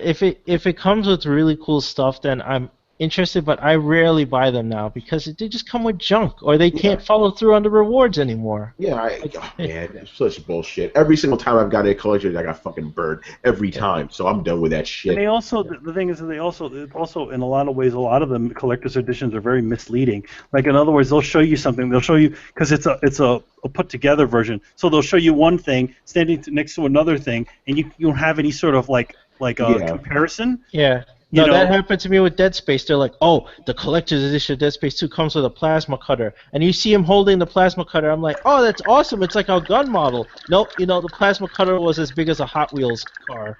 Yeah, Brett, we hear you doing your thing over there, man. We hear you blowing bubbles in your chocolate milk. Oh, that's not me. Oh, man. I'm not going to go Buster on. All right, well, it was coming from your side. But yeah, man, it's such bullshit. Brett, what do you say about collector's editions? I already know your answer, but go ahead, go off. Oh, I actually like collector's editions for games that I'm going to like. Yeah, but I mean, you haven't gotten burned before because, like I said, I've gotten burned every time, man. Actually, this is the analogy I want to make. Chris, you know that what you just described? Basically, you see a McDonald's commercial, right? You see this juicy burger, like, that burger looks fucking great, and you buy it, it's like, what the fuck is this shit? Yeah, that's a falling down moment. Yeah. The thing is, I usually buy collector's editions for franchises that I like, so like Dark Souls, for instance. And the thing is, I may not like the game, but I'm still gonna like all the other stuff that comes with it. Like I got the SWTOR collector's edition, and I don't play Star Wars: The Old Republic anymore, but I still love my Darth Magnus statue. I still love like the sweet art book that came with it. Like, and even if I didn't like the game, like I wouldn't be out anymore if I bought a game that I didn't like than if I bought a collector's edition. And like at least I know what I'm getting with the collector's edition most of the time. Yeah, there are times when you get screwed. They're like, this is not nearly as big or as cool as I thought it was going to be, but I haven't run into a lot of those. Yeah, okay. You have good luck then, because Brett, you weren't here when I said this. Basically, every time I bought a collection edition, like my main thing was like, hey, I want the art book because I love art, right? And I get this little book. I'm like, what is this? And then I get a statue. I'm like, hey, that statue looks cool. And you buy it, and it's flimsy, it fucking breaks. It's like, and then with Batman, even in the worst case, I paid $50 extra for this for a Batmobile. You see the Batmobile in my house? No, because they didn't fucking come with it. I got burnt every time, man. They didn't even give you the damn comic book. They didn't give me shit, dude. They're like, oh, sorry, we didn't get the edition ready. The reason I bought the collection edition wasn't because I wanted it. It's because I wanted to show Manny some fucking support because he did, the colors and shit. Nope, not even the fucking comic. Fuck collector's editions, man. Fucking burn every time with that shit. Here's something fun for you. I don't even have that comic. I've never seen that comic in real life. There you go. Yeah. Hey, DC. What's up with that? Yeah. All right, just move on before I get more pissed off. With Sony recently stating that Project Morpheus, I refuse to discard this great name, is going to cost around the price of a new gaming console. Do you think it has the potential to be a success, or will people not purchase it because of the price tag is high? I want to go off on something Brett said last week because I found it interesting. Because to me, I'm like, no one's going to shell out $400 for a fucking VR thing. That's expensive as shit. That's a console. And then Brett was like, hey, for the price of a tablet you can buy, it's like, oh, wait. See, it's the way you phrase shit. A tablet is $400, right? Right? $400 for a tablet. People buy tablets all the fucking time. You go, hey, a console. Oh, hold on, I can't buy too many consoles. But they buy a fucking $400 tablet every year. So if you go to them, hey, for the price of a tablet, you could experience virtual reality. That's how you sell it to people. Remember, people are fucking stupid. You gotta dude. Also think of it this way: like if I told you had to buy a special TV for a virtual reality thing, and you're like, oh shit. Here it comes, and I was like, but that TV is $400. You'd be like, well, that's not that bad. Yeah. How big is it? And I'd be like, 50 inches, and you'd be like, well, that's not bad. That's pretty cheap, actually, for what I'm getting. Well, that's Dude, it. That's the big. That's This the. hypothetical at me. I want to throw money at you now. Like $400 for a $50 and give me that shit now, man. Fuck Well, that. here's the thing though.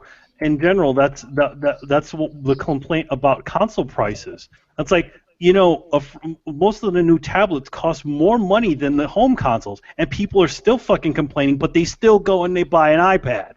Yeah. Hey, you know what? This phone cost me more than my fucking PlayStation. I still bought it. Yeah, You know. people buy objects that are even smaller and don't get anything in them. Like in other words, you buy a tablet, like if you don't shell out a little bit of money for any of the additional apps like games and all that other stuff, you're not gonna have anything. You just have a tablet. Yeah, so that's how you make VR successful. You'd be like, hey, listen, for the price of a tablet, you could experience virtual reality. That's how you sell it to the people. And it'll work, too. It'll work. Oh, I bought a tablet last year. Oh, yeah, I'll buy VR. Why not? But if you tell them, hey, it costs as much as a console, people are like, whoa, whoa, whoa, whoa. As much as my console? I'll just buy an Xbox One, over VR. Also, I want to point. Go ahead, Manny. Now, again, it's like, yeah, but your console costs less than that fancy tablet you just bought. Yeah, exactly. Stop fucking complaining. Go ahead, Brett. One of the things I also want to point out is during conception of the Oculus VR system, they had talked about they had always wanted to make a VR system that was $300 to $400. Like that was their original goal, was to make a VR system that was $300 to $400. That preceded their first prototype. That preceded their first draftings. That was the foundation upon which this whole thing was built. That was also the foundation on which everybody and their fucking brother got excited. They're like, wait a minute, a headset for like $300 to $400? So and Oculus they've never pinned down a solid price point, and we all assume it's still going to be around there. But it's already been shown that there's market interest in a VR headset for $300 to $400. So the fact that when Sony came out and said it was going to cost about as much as their system, I considered that a huge win, because that means that they're going to be competitive with Oculus VR, which is another thing that they have said they're going to be, which is good for everybody. $300 to $400 for the product that we're getting is hugely reasonable if you really sit back and think about it. Yeah, especially considering the price of other electronics out there. Yeah. People So I think buy every fucking year. Yeah. So I think anybody who's been paying attention to how much the Oculus is going to cost, or how much VR is going to, any enthusiast or anybody who's been watching is probably real happy with this news. But now there's a whole nother group of people who have not even been paying attention to VR that suddenly hear, oh, there's something you're going to buy for your PlayStation that's going to cost you another $400, and they're going to be like, well, that's like $800 for the PlayStation and that thing. And that's just, you get kind of a sticker shock from that. So I think those are the people that you're hearing from. They're like, wow, do you think anybody's really going to be interested in this? Like, yeah, people are already interested in it. People have been interested at it at this price point for years already. And now that it's just getting closer, we're starting to talk about it. But yeah, I think absolutely they'll be able to sell a shit ton of units if they have the support. And the great thing about it is it's not just Sony who is, making a headset, or Oculus that's making a headset, or Vive that's making a headset. They're all making headsets, and they're all making games for the headsets. And the people who are making these games are saying, well, why don't I come out for all the headsets and just multi-plat to sell more copies? So we're seeing a burgeoning ecosystem already building, where there are developers working off of platforms, working to get on as many platforms as they can. So it's the same shit that other successful tech industries already utilize, which is a good thing. We're seeing a thriving ecosystem surrounding VR already, and what that means is we're going to see a lot of software support when this hits shelves. And as we all know, that's one of the single most important things when introducing new tech, is having software to support it. So if you look at it, not only is $300 to $400 going to be acceptable, but it's looking like a really healthy market for VR when it comes out, which I'm actually finding surprising and kind of shocking. And maybe that's due to the fact that they've been kind of dragging their feet up until now. But we'll probably see a better launch for VR than we did with this gen's current consoles. That's not saying much, though. This generation have shit. It's not, but it is if you think about it. Yeah, but you sell it to people the right way. Tell them tablet for it's less than a phone. You could get people buying that shit for sure. All right, last question here. If Ready at Dawn gets to make another game in the Order series, what advice would you give the developers about making a sequel? We talked about this on the actual spoiler alert for it. My suggestion was make it Uncharted 2, basically. You have those scripted moments, but it's more open. You know what I'm saying? You have your cute QuickTime cinemas, but they're not all over the place like that. You have a little bit of freedom, but it's still, like Uncharted, it's big, but you're going down a certain path, because that way you keep the quality up, but also free it up at the same time, because it was a little bit too restrictive for people. You make it if you make it like Uncharted, you're good to go. Make it like that. Making it like Assassin's Creed would be a little too much. I think a game like The Order needs to be more controlled or something smaller. Well, I mean, in general, it's a corridor shooter, so it doesn't need to be that. It can lead you down. It can give you the idea of freedom or scope, but not actually need to be that big. Yeah, like Uncharted 2 and 3 especially. Like those games felt huge. They weren't huge. They were very restrictive, but you had that illusion that it was big.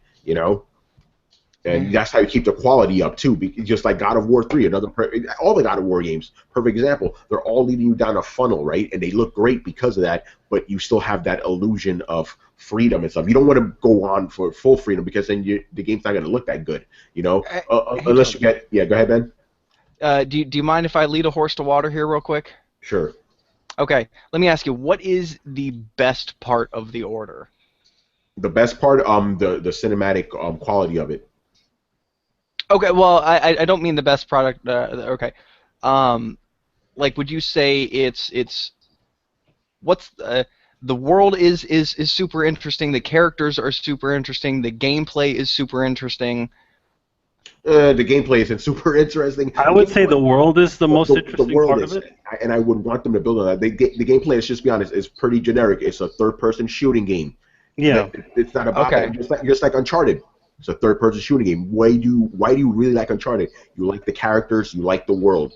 Same thing with The Order. Even though they could have expanded on the characters more, that's why I keep using Uncharted as an example. That game gives you these fully fleshed out characters in a very like a 20-hour experience.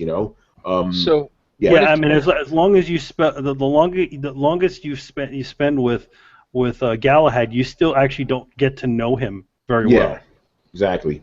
Right, go ahead, man. He's angry.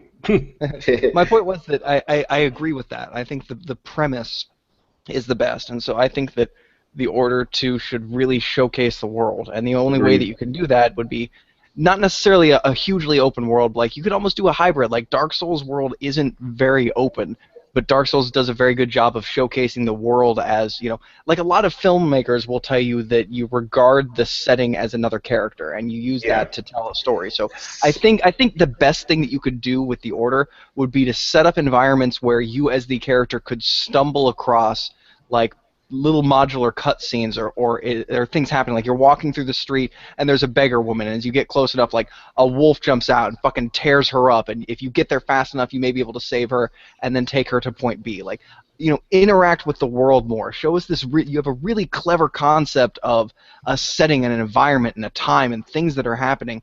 Let us experience that outside of your single narrative, and that'll give us both side quests and substance. It'll longen your gameplay, and it'll put your story, which is a good story, in a little bit more context, which will kind of give it the whole I've seen the prequels before I've seen the movie kind of thing, which always enriches the experience. Yeah, I'm thinking about now. Deus Ex is another great example of that, because it felt like an open world, but it wasn't, and it had side quests, but it wasn't like a million side quests in every. It was like maybe 5 side quests per level, and there was 3 levels altogether, but they were all significant. And that's the thing about The Order. That's a really interesting premise. Yeah, you're right. Just go off of that. It's like it takes place in 1886 in an alternate world, 1886, with monsters and steampunk. I'm like, that's cool. Let's experience more of that shit. Yeah, it's you only get a taste, and you never feel like you've gone anywhere. Yeah. Like you've never in other words, a big thing about Uncharted is that you've always felt like there was this forward progression, like you were getting somewhere. The Order, what'll happen is that there'll always be these kind of big time cuts, and then all of a sudden you're here, and then all of a sudden then you're there. Rather than the narrative focus is very small. Yeah, exactly. Yeah, like in other words, you're putting. That's the one problem with designing a game mostly based on story, or rather than kind of developing both gameplay and story at the same time, is that the fact that you end up having to do these kind of cuts. It's like, well, in blah blah blah alley it happened here, and then you have to go blah blah blah alley, and then all of a sudden, skip an hour later, and then you're somewhere else, and you physically didn't go there.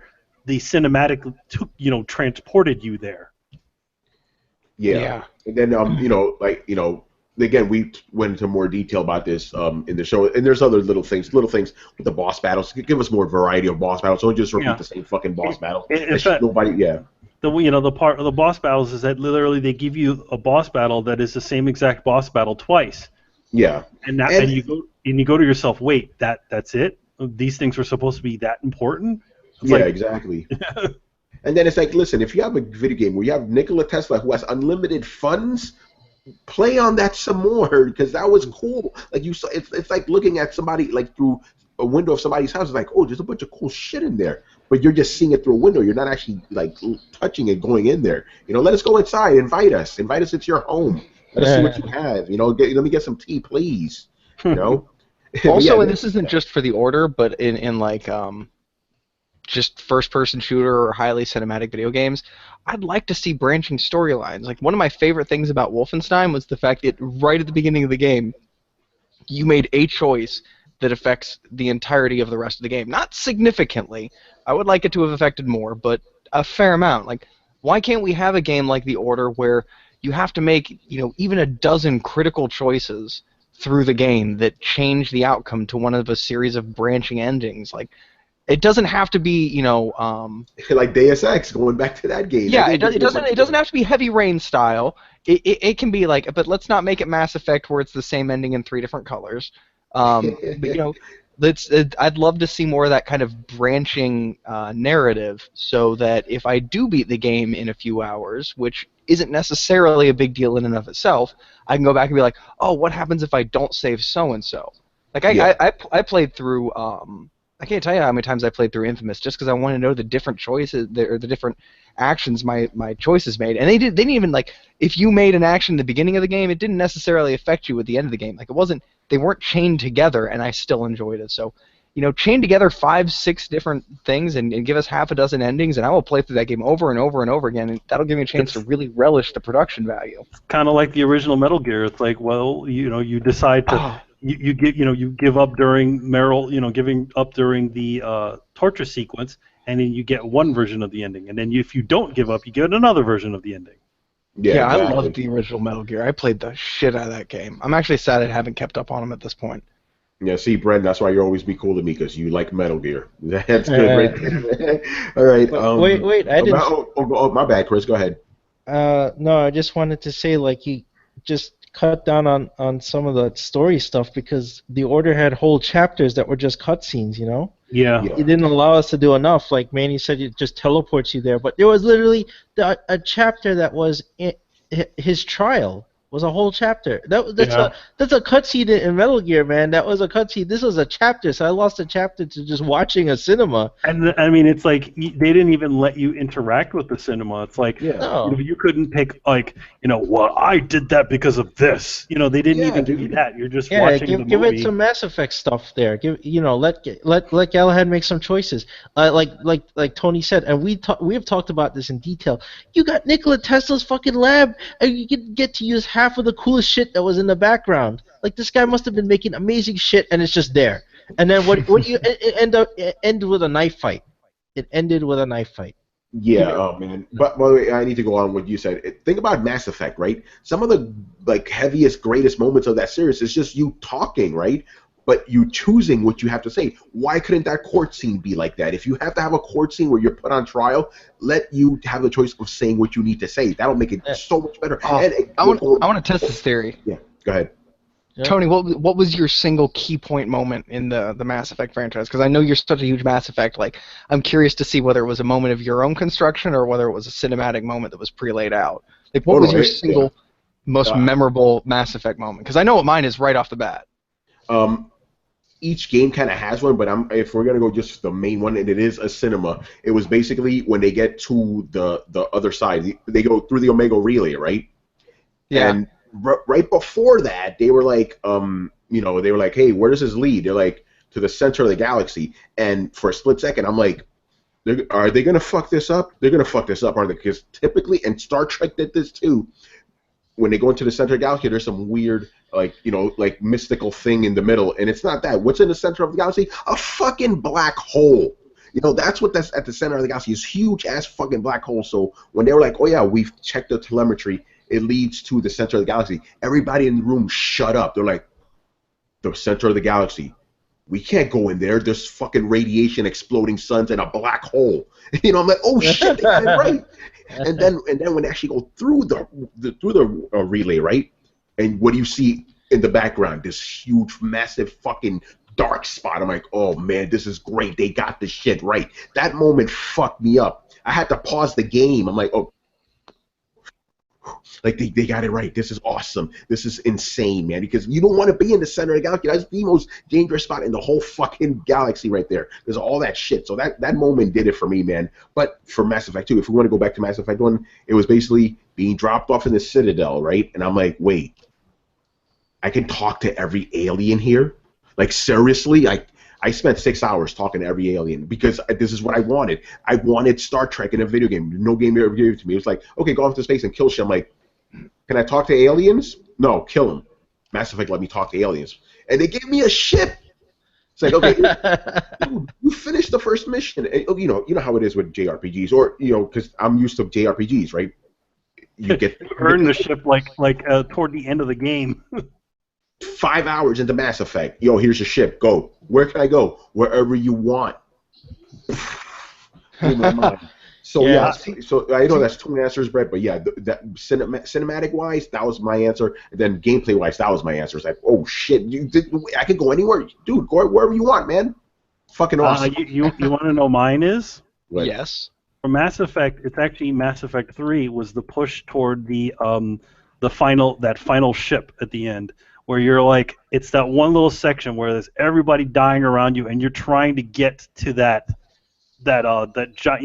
giant ship that landed on Earth. Oh, I thought that scene was cool. That scene was cool. Like the whole getting into the solar system, where and the whole fleet, the fleet you've been amassing for the entire series, that was really cool too. You know what I really liked about Mass Effect 3? This may sound weird. I actually like the fact that, okay, Earth's in trouble, all this shit's happening, but we got to go take care of Cerberus first. I like that, putting the end to that whole storyline and stuff. That was really cool. Yeah. All right.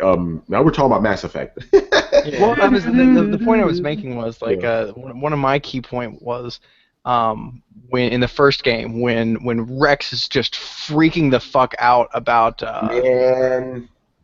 You know what I'm talking about. Because, man, I try to save that motherfucker, man. Dude, I talked him down, and, you could feel the pull of the narrative. He kept, the narrative was this guy is supposed to die. And, he would kept, freaking out, and I'd talk him down, he'd freak out, and I'd renegade, be like, look, motherfucker, and he'd freak out, and I'd punch him in the face, and we pulled guns on each other, and we stood there for a minute, we had a Mexican standoff, and you could feel the game being like, no, this way. And it almost felt like reaching out as a gamer and being like, no, I want this to happen. And the game's like, you know what?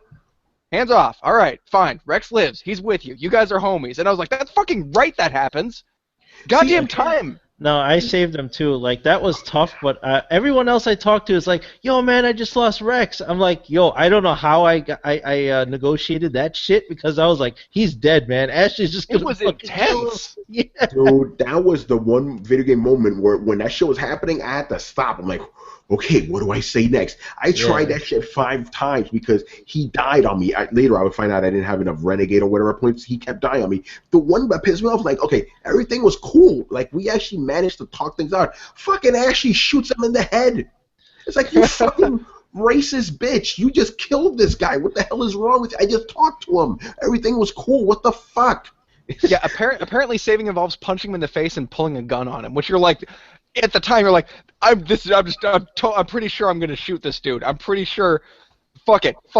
No, wow, you're not talking to me like that. I never punched him in the face, but every time I played the game, I went 100% Paragon. So I don't know how I did it. When I replay a game, I would always Paragon or Renegade. Either way, you have to punch this motherfucker in the face, man. I for me, one of the pivotal moments I remember was just before the collector fight, when you were rallying everyone together and you make that speech. That speech was awesome. Like, you get to pick what you say, and you're trying to yeah. get everybody motivated. I loved that speech scene.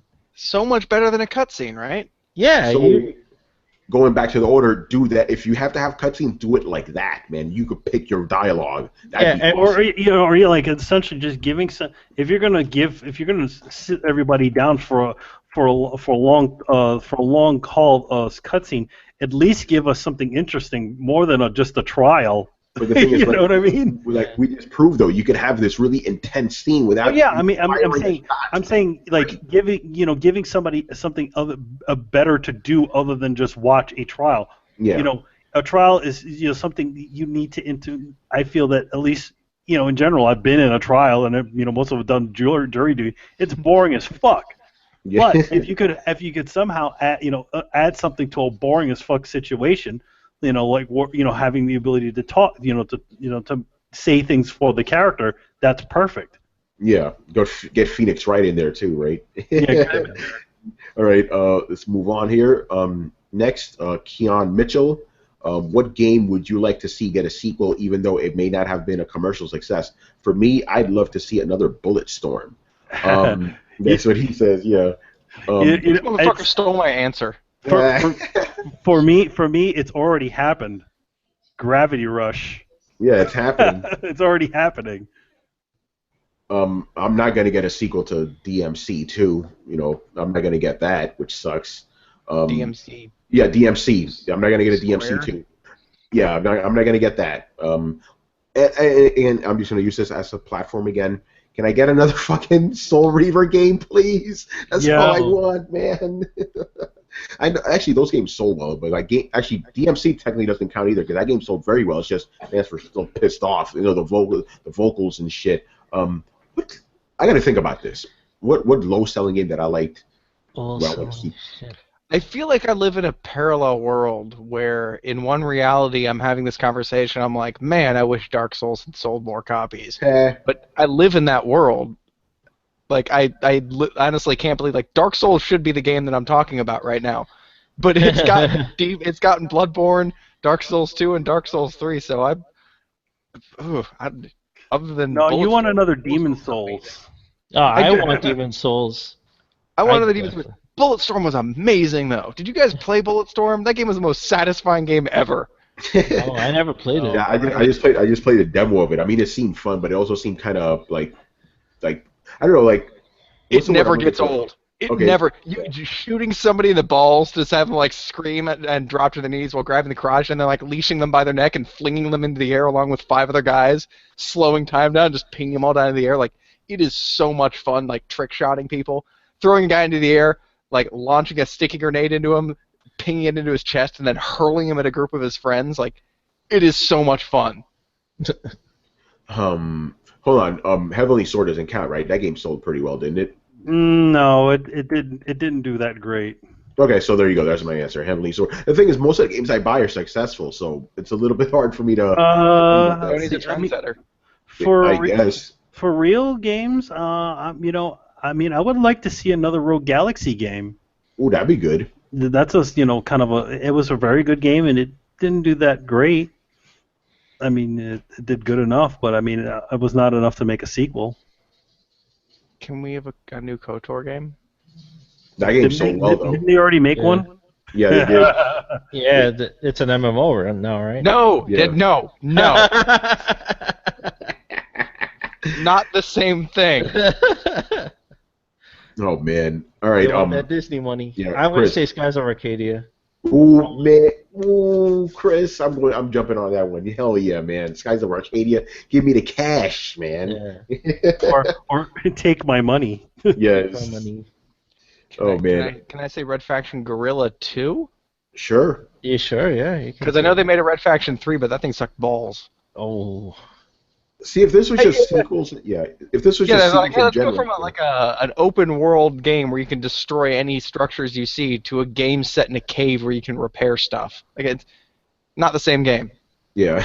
See, the problem is, because it has to be like a low-selling game. Because my number one pick would be like, can I get fucking Red Dead Redemption 2? But that game sold like gangbusters, so that doesn't count. Yeah. Man, especially after playing Metal Gear, I'm like, dude, give me Red Dead right now, please, man. I mean, these have to be critically acclaimed games that didn't sell well, huh? I don't know if they have to be critically acclaimed, but there's games that didn't sell It's well just that a you game like. that you personally like that you really Yeah. want to see more. Oh, okay. Yeah. Yeah, like I said, I don't really have too many of those. All right, last question from Keon. I wanted to know if you guys were able to read Phil Spencer's interview with GameSpot, and if so, I wanted to know if you agree or disagree with his statements. Me, myself, I agree 100%. And I asked him because I'll say what the thing is, but basically, I was like, none of us go to that site, and so you had to give us some information. Because the thing is, dude, and I'll be real, I still hold a grudge against that site over what they did to Jeff Gerstmann. That was fucked up, you know. I know that was years ago, but no, come on. That was like the first instance of people seeing how fucked up this industry is, you know. That's why Gamergate is important, because it blew that shit all wide open. It's like, yup, there you go, people. This is how fucked up it is.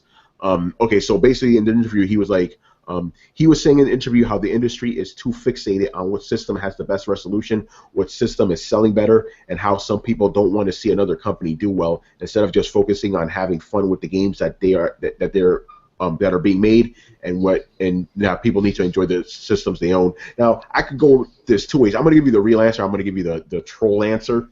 The real answer is, yeah, he is right. It's like, dude, if you have an Xbox One, why the fuck do you care what's going on PS4? If you have a PS4, why the fuck do you care what's going on Xbox One? Like, focus on, if you can't afford it, why worry about what's going on in your system?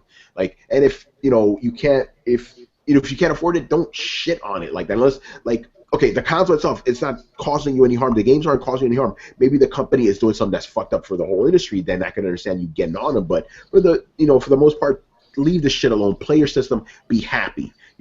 But I will have to say this, and I know the Xbox guys are going to be mad at me. You think Phil Spencer is saying all this because it just so happens to be that his system's in second place?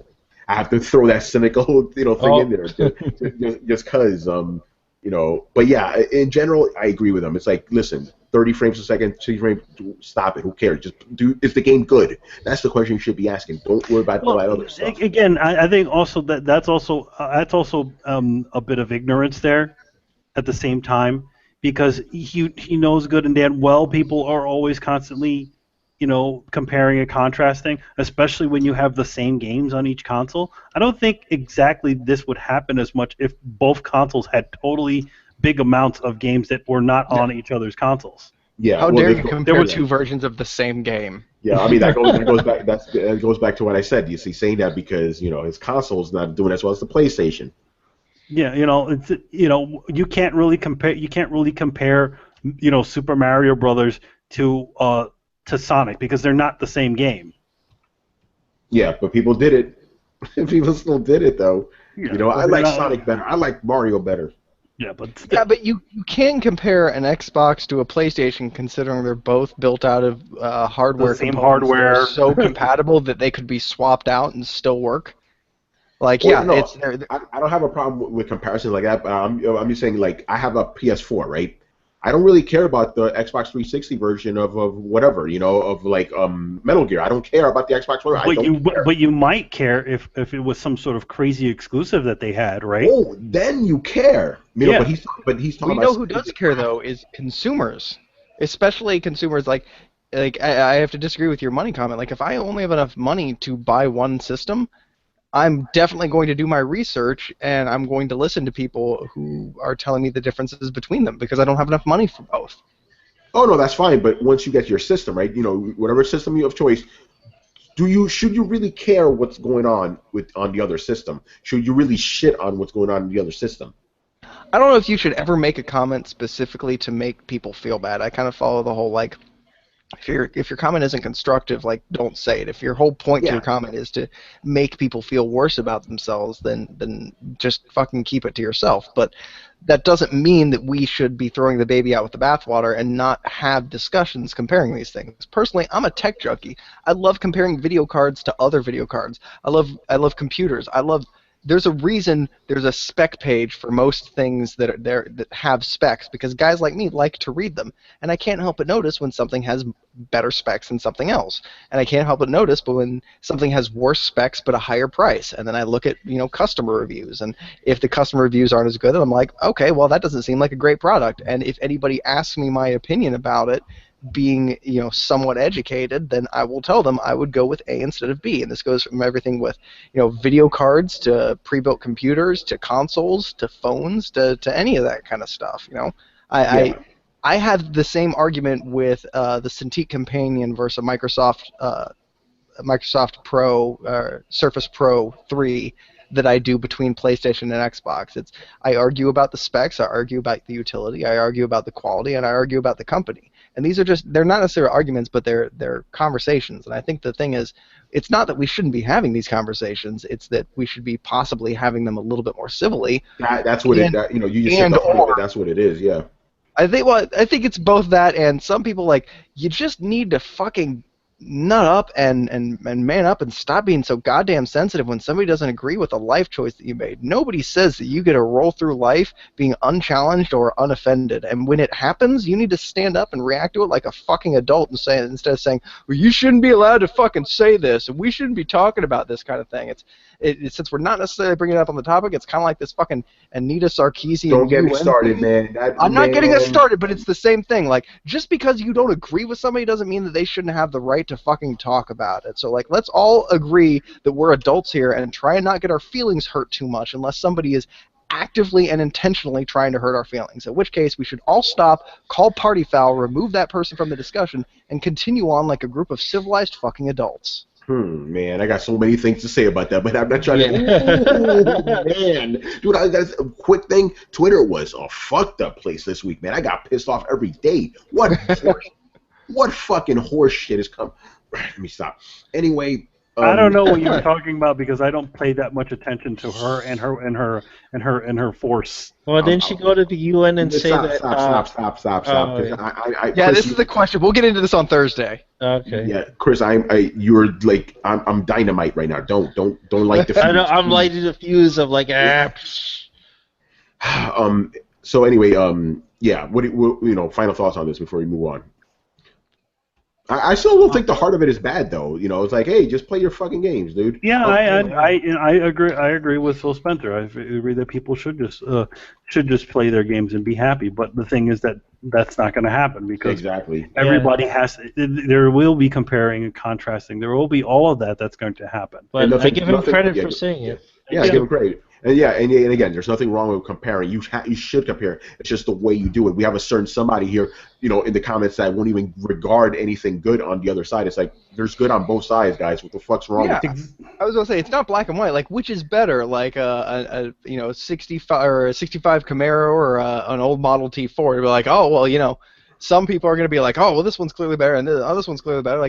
They're different. They have different games. They do different stuff. They have different, sideware. One has a Kinect. One has a Move. One is, they're going to get even more different with the VR tech that's about to come out. They're two different things, and they have bonuses. Now, if you want to argue the validity of, this one can pump out higher frame rate, this one can augment its computing, this one can do this one has this peripheral, that's fine, but there is no hands down this is the better system. There just fucking isn't. And if you come in saying that there is one, then you're showing up to the conversation with an I'm an asshole t-shirt on. Yeah, well, yeah, exactly. But if you want to talk in terms of power, then you could quantify it. And Brett, you went off on that glorious rant a couple of weeks ago, and you were right about that, by the way. There is if you want to go by numbers, there is a better system by numbers, but there's better specs. The thing I love is Microsoft. It does what the underdog does every time is they perform better. Every fucking time. Because they have more to they have more to lose. Yeah. Yeah. So who do you think is going to be trying harder to please their customers right now, Sony or Microsoft? Exactly. Who's pumping out more exclusives now? It ain't Sony. All right. And no, we're not talking about Nintendo. They're not part of this conversation. Get out of here with that noise. You mean that toy company? Yeah, exactly. Oh, yeah. All right, let's move on to the last guy. A new person, by the way, Maximum Graphics. So thank you. I hope I want to say Maximum Graphics, but sure. Sorry. By the way, I want to skip right to the end of this. This is just funny. He goes, much love from the Philippines. P.S. I hate talking about Filipino politics. Fucking yeah, shout out to all our Filipino fans. And we will not be talking about your politics on our show. Women are hot. Man, yeah, you got some fine women. You got the best of both worlds. You got, Spain and Asians. Oh, man, lovely. All right. All right, move on here. To some of you guys who are PC gamers, I know Brett and Brian are. No, Brian, who's still missing, by the way, was Something very Britishy happened. Yeah, exactly. So some of you guys who are PC gamers, is there ever a single game on PS4 that you would have bought the console only for that one game? If it means your PS4 will be that game box. Brett, you're gonna love him now. He goes, for me, it was Bloodborne. I'm a PC gamer, and it didn't matter to me if Bloodborne is the only game I ever play on PS4. I love it to death. Having said that, I can appreciate the PS4 exclusives that have come along until Dawn. God of War 3 remastered. But to be honest, everything else at this point is just bonuses. I'm so happy with my PS4 because of Bloodborne. Did I mention I love Bloodborne? I don't think you did. One more time. One more time. A little bit harder this time. Yeah, I wish Brian was here because because Brett, you have a PC rig, but you're a console gamer too. You're both, I am a true 100% hybrid. I am the elusive gray Jedi. I have no allegiance to console or PC. I play both of them equally and love both of them equally. I am the mythical fucking unicorn that rides that line right in between, and nobody seems to understand it.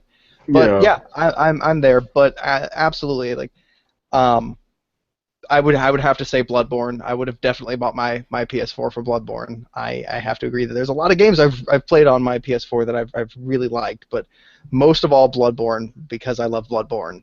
And I would buy the console all over again for Bloodborne, and then Dark Souls 3, but mostly for Bloodborne because you can't replicate that kind of thing on a PC. Like I'm having trouble. I want to go back and play Skyrim again right now because I just got a new graphics card and I want to buff the shit out of it. I want to make it look like a complete fucking remaster and play it all over again. But it's hard playing it on the PC. It's not a satisfying setup with the keyboard and mouse, and even plugging a controller in. It's not quite the same, and I'm not sure if it's just I'm not situated in my living room. I'm not curled up on my couch. I'm not sure what the difference is, but it's a different sitting position when you're in your office or your office chair. I mean, from the small bits of games that I have on my PC, I would prefer if it was just on my television in general. I just have a bit different stance of sitting at my PC, and it just feels not really comfortable. But that's not most people have really good chairs and all kinds of. I think it's that we both work at our PCs a lot, Manny, and that's it. That's the thing. When I play games, I don't want to see my fucking computer. I don't want to see it. I don't even look at it when I'm playing. When I'm in full game mode, I turn. That's it. I'm game mode. I'm looking at my TV, not my PC. Yeah, and the next one. This is tied into the other half. And for the rest of the crew who are already gaming on PS4, would you get a PC or maybe an Xbox One in order to play just one game, a proverbial system seller of a game, if you will? I want to jump on. Uh-oh. Tony had a hiccup. Well, hiccup. The internet couldn't handle his rant. Basically, I want to go off of what Manny said. There's nothing on PC that's enticing me to play it because I write in front of this shit all the time. I do podcasts in front of I video edit. This is work.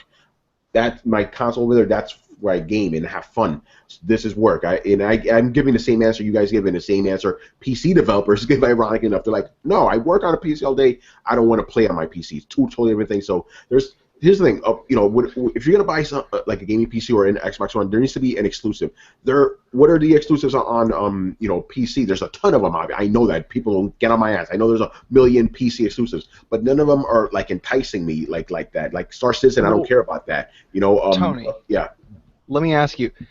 The one thing I've noticed bridging the gap between the two is there is a class of game that cannot exist on console because the consoles just aren't powerful enough. Star Citizen would be the best one I can give. I am shocked to tell you. I tell you that No Man's Sky is actually going to be on PS4. But most of those large caliber, super progressive open world games are the new kind of generation of experimental games that are coming through early access and Kickstarter right now. When they hit, and they are only going to be available for PCs because this current generation of consoles can't play them.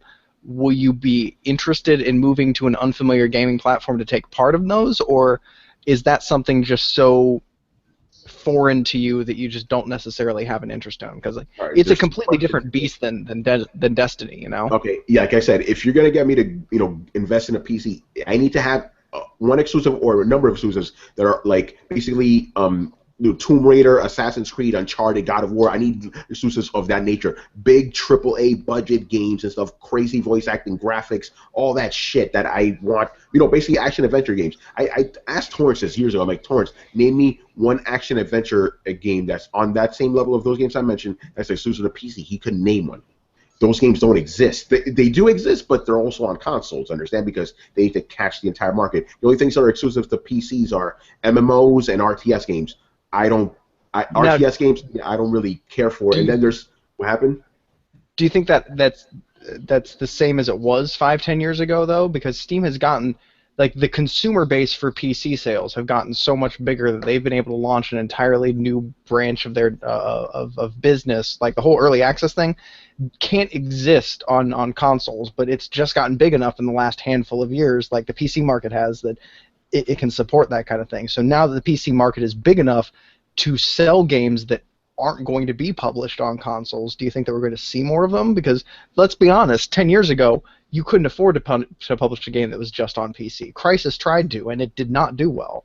Yeah, I know what you're getting at, but the thing is, to answer that question, I think in 5 years, they're probably going to be those exclusive games that are just for PC and aren't going to come out. The thing is, okay, and this is me personal now, these early access games, again, I don't find that whole idea appealing. It's like, hey, we're going to promise you a hamburger. Here's the meat. I'm like, okay, the meat's nice, but can I get the rest of it too? No, you'll give it to you in pieces. I don't like the idea of an unfinished game like that. Like, even with the beta, it's like, okay, here's a little bit of a nibble, but that's that. Like investing hundreds of hours into a game that's not finished seems very weird to me. It's like, I'll invest hundreds of hours into the game that's actually finished. The whole early access thing doesn't exactly appeal to me. I know that's the domain of PC, so that's not really going to get me to make the jump, Or what else PC has? Like those roguelike games. I don't like. I explain why I don't like roguelike games. Like, I don't like losing my shit.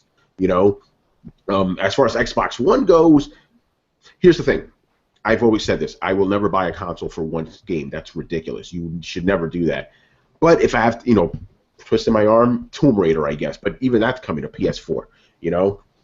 But yeah, PC gaming. Like I said, this is where I work. The whole idea of gaming on a PC doesn't appeal to me. And then, going back to what you said, it's like you play even with a controller, right? It feels weird, right? That's to me like going, hey, you like hamburgers, right? Here's a veggie burger. It tastes kind of the same, but it's not the same thing. Like you're trying to replicate the console experience on a PC, and I don't see that working. I mean, you just said it doesn't work right. I mean, that doesn't work. You just said it still feels different. It does. I think there's a lot of games though that I find that drag me to overcome that. Like, it's worth playing on a keyboard, or it's better playing on a keyboard. I think, Tony, honestly, you're the rare instance of, you like console games. You like games that are specifically designed to be played on the console. Like, those just so happen to kind of be your jam. Yeah. I don't think a lot of the games coming out on PC, like the kind of games that can only exist on a PC, just so happen to not necessarily be the kind of games that excite you. Like, you're not huge into RTSs. You're not huge into sim games. You're not huge into roguelike games. You're not huge into construction or building games. And like, these are the games that are kind of flourishing in the PC market, which are so different. And when you look at the two markets, like, you see there's a ton of side scrollers, there's a ton of puzzle and action games, there's a ton of building and creativity games, there's a ton of online versus games, and you look over on the console side and you're like, wow, there's like this one kind of game in 39 different flavors. But it's comparatively, the console market only has a very small slice of game, and if that type of game happens to be your thing, as I think it is with you, like, I don't ever see you just necessarily jumping into PC, because it's going to be a whole different ball game when you get there. It's going to be,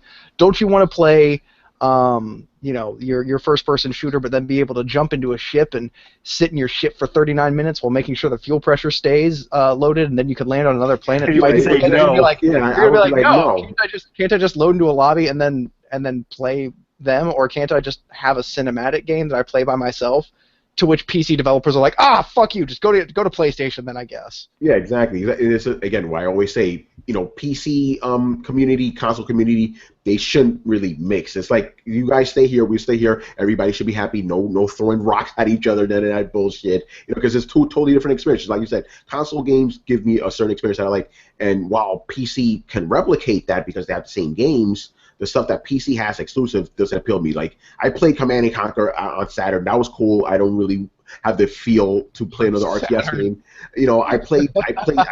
Yeah, but that was enough for me. Like, you ever had a meal that was like, this is good? You want it again? No, I'm good. I was actually pretty satisfied. I don't need it anymore. Oh, I want to see what the PC gamers say about you playing an RTS on a console that was limiting as well as a controller. Like, just like I played an RTS on a controller. It was fine. Like, is enough to make people's fucking heads explode. Yeah, tell Rachel that you played Command and Conquer on a controller and quote, it was fine.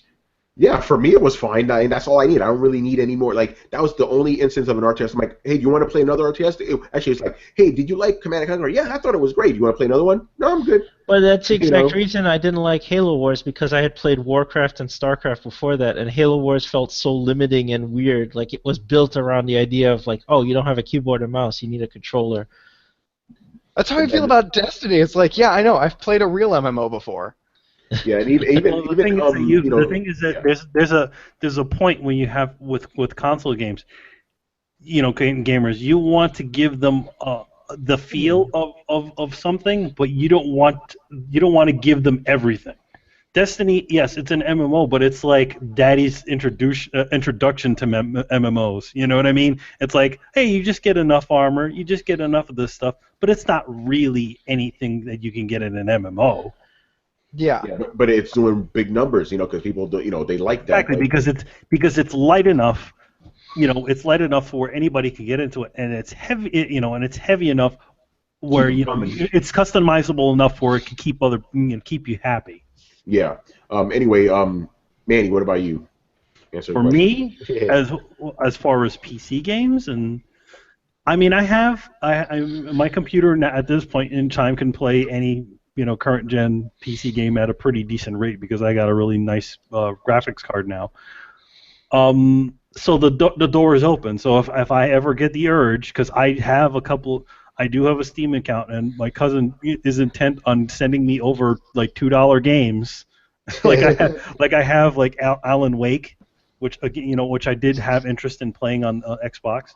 I also have was it Deadlight, that side scroller game?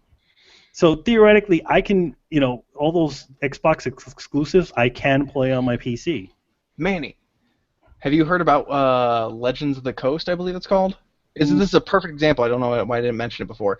It's a kind of top-down RTS, not RTS, top-down, almost Diablo style. It's like Dungeon old Baldur's Gate. Old Baldur's Gate Dungeon Crawler. Oh, is that the one? Is that the one that it was like the Kickstarter thing, and it's just trying to has like a really good script and everything like that. It came out not long ago, right? Yeah, and it has a mode where one player can actually build their own dungeon, write their own story, and then act as a dungeon master and roll multiple players through it. Like, that's the perfect example. That's the kind of thing that you're not necessarily going to get on consoles right now. It takes the PC market to be like, hey, do you want to have like Fable? Everybody was saying Fable was innovative when one person could play, the boss or the bad guy or something like this. Where on a PC side, they're like, we're going to let you just build a whole campaign and then play this kind of hybrid tabletop computer game with your friends. Yeah. And on that note, you should totally get that game and play it with us. At the same time, it's like I don't have a lot of time, to kind of devote to it. That's the other portion of it. Why I kind of want to get in and out. You know what I mean? Yeah. That's the one. I have not seen this man on Metal Gear at all. He's serious. He has no time. I've been preparing for Comic-Con. I'm trying to get a bunch of comics done. So it's very little time to have to play with, and Metal Gear's got base management and all that other silliness. So that's taking it takes a bunch of time. So again, it's kind of whatever, I have the door open, and whatever kind of strikes my fancy at the time, I'll try to pick it up. But I'll tell you for one thing, the only PC game I've ever completed is Metal Gear Solid: the Ground Zeroes, and you can only Of and you can beat course. that game in like in less than 30 minutes. All right, what about on the Xbox side? Xbox, I mean, Is the there thing one game to at make this me get point, it?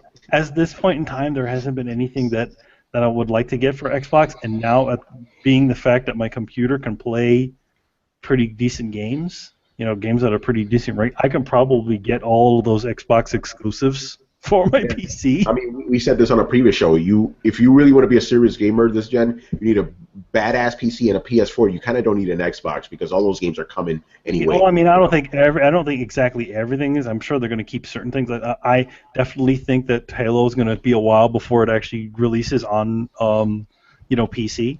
But I don't like Halo that much Yeah. to want to get it. And, I would like to play Cuphead, but then again, Cuphead at the same time PC, baby. is a PC game. So, and then as much as I support the game, I am a little disappointed that it's not an old school platformer, that it's kind of a boss rush mode. Yeah, I thought it was going to be one of those too. Kind of sucks. So Chris, yeah, finish it off, man. Well, I kind of have everything Yeah. except Nintendo doesn't count at this point. I don't have that, but what's a Nintendo? but I have a gaming PC already, and I do play stuff once in a while on there. I have an Xbox One, and I did get it for a game, and that was Killer Instinct. And I play on PS4. If you see me like Metal Gears. 99% of the time I'm on my PS4. And Kristen plays Xbox a lot. I play with her. I'll play different stuff, but yeah, I got my foot in everything. And like if I picked one game, like if I had to go back, let's say I didn't have a gaming PC, and I was like, oh well, you should have a gaming PC. It would have been like I love RTSs on the PC. I would have said like StarCraft 2 I would have been like, yep, I got to build a PC now, or something. But an Xbox One, I had my game. But PlayStation, I had many games. Like I was like, oh, Bloodborne or whatever. And PS3, I had my game. It was Metal Gear Solid 4 back then. So yeah. But now I like to have everything. I like to, have my hand in different things and be able to play it. And I get enjoyment out of all of them, like varying amounts. Like majority of it's from PS4. My buddies are on there, and that's where I'm getting most of my enjoyment from. PC, But there's once plenty of stuff too. But once that Halo comes out, you're going to be playing some Halo. Yeah, exactly. See, I have my Xbox One game I enjoy, Yeah. and I enjoy the Halo series. I'm patiently waiting for Halo 5 to come out. There you go. So yeah, that was a good mix here. And the last one, this is a fun question. How long do you think you guys will keep on gaming? I mean, at what age do you think you'll still be playing video games? It's more a question of having the desire to continue doing this hobby. Do I say lifestyle of ours rather than having the endurance for the physical act of gaming? I'm 42 years old and still finding so much to love about gaming. The reason I ask this is because recently the unthinkable happened. One of my buddies, who's as old as I am, suddenly lost a passion for gaming. This is the question we've all been asking ourselves. Basically, with me, it's like as long as I enjoy stories, I'm going to enjoy gaming. It's just, will I be able to have the hand acuity or whatever to play them? That's the other thing. I don't know when the hell, like, oh, fuck, I can't play Uncharted 6, man. I just can't hang, Ain't no Uncharted 6. It's the end. It's the beef's end. It's like, I guess, like, am I going to become like a Let's Play guy? It's like I just watch people play games, like, when I can't fucking physically play them. But I don't see my love for gaming ever dying, man. Like, as long as I like interactive stories, I'm always going to be a fucking gamer. That's not going to go anywhere, Yeah, I think if the only way I would stop gaming is if I became too infirm to like play anymore. And then VR might fix that. They may just be like, "Hey, Chris, we'll just tilt your bed up and we'll strap the VR helmet to your face, and there you go." And when I'm 100, I can sleep. Yeah. Yeah. Dude, I mean, you've seen that one guy. He's like completely like a vegetable and stuff, right? Like, and they put something in his mouth and he's able to control fucking games. So even that's not an excuse not to be a gamer, Yeah, I don't think I'd ever lose the passion. No, I've been playing games since I was like 5, so. Yeah, that's like going, hey, when you're gonna lose your passion for fucking Transformers? It's like, no, I love Transformers, man. You put that movie on for me, I'm gonna love that shit when I'm 90. But yeah, I got the touch. Yeah, so no, it ain't dying, man. It ain't dying. All right, Manny. Yeah, I don't think so. I mean, granted, as I gotten older, it's just become less and less time to do the things that to play games as of course I had when I was a lot younger. But I'll make the time, and it just means that I play games a little slower than I used to. Yeah, but you're still gaming though, I'm man. still playing, so it's gonna take me a little while to beat some certain games. It took me a while to beat Batman, but I did beat it. Yes. All right, Brett. Oh, never giving it up. Never. I'll be an old person playing video games. Just strap that VR helmet on, man. You're good to Yep. go. Yep. It'll continue to evolve. I mean, I'm sure my taste will continue to evolve, but that's like saying like in my opinion, like, do you ever think you're just gonna stop watching TV? Like, do you mean I'm gonna stop looking at a screen that projects images and interacting with it? Like, no, Exactly. probably not. I imagine that my tastes will change, and as my tastes change, along with the people of my age whose tastes are similarly changing, new markets will open up and emerge, and who knows, I may be playing Beach Simulator or something that I think is god-awful boring right now, but it'll be some form of fucking video game, I'll tell you that much. Oh man, I could go off on a whole other tangent right now, but we're not going to go down that road. Basically, because the question was like the desire. What if games get so PC, so SJW bullshit that you're like, okay, every character is transgendered now. Every character, okay, that kind of stuff. Like it becomes so PC, then it's like, I don't know, this isn't fun anymore. Like every game's just preaching bullshit to you. You know what I'm saying? It's like like everything's inoffensive, nothing's pushing boundaries and stuff. I think we're gonna swing back the other way. It's this whole social justice sliding into totalitarianism thing. Like I think we're all gonna find a nice middle balance where people are allowed to enjoy the things they are, and this whole thing is about learning to get along. And so I have to have faith that we're gonna in some way learn to get along. That means there's going to be things that we're not happy about, and there's going to be things other people aren't happy about, but I don't think the answer is realistically, nor has it ever been, you can't sell or you can't participate in kind of this certain type of material. Like there's very few things that like filming people being murdered and child pornography that we have just basically said as a culture like this is not allowed to view or participate in this kind of thing. I don't think violent video games or skimpily clad women is going to be one of them. I think that the march to get them out is both unrealistic and based upon personal endeavors. So it's a lot of noise making for something that never going to change. It's a road people have tried to go up before, and it's just going to devolve into soap boxing and video games are the devil, and then it'll write out again, and everybody will be kosher. Here's the thing about like nudity and sexualization. It's like I feel like it's a lot of it is just coming from the States. It's just the fact that we're everybody's so uptight about it. I mean, in Europe, I don't think people are that uptight about that sort of stuff. They're more uptight about violence than they are. They're more uptight about violence. Why are we even having the conversation about some boobs and dick? Why the fuck can we see a guy get people getting murdered on the nightly news? Yeah, you're pissed off about a digital nipple or something, Yeah. Interestingly enough, like I'm sure we've all seen like British movies or something like that. I watched a British movie called The Machine last night, and it was very interesting. I wouldn't say it was any less violent than an American movie, but it was absolutely a different flavor of violence. There was a certain amount of like they were going for brutal, and you could tell there was a lot of limb snapping and things like that. But the casual discarding of human life wasn't present. Like a lot more people got hurt. Not that many people got straight up killed, and when they did, it was a big impactful. Like that person's life just got ended. So I'm not even sure if it's straight a violence thing as like it's true in American movies. Like it's with very little fanfare that they just extinguish a human life, and at least in other like somebody being killed in an American movie is like a throwaway thing. Somebody being killed in a kung fu movie is a big fucking deal. But you know how many people in a kung fu movie get laid out, and it's not a big deal. So it's not less violence. It's just human life is worth less in our culture's entertainment. It seems like.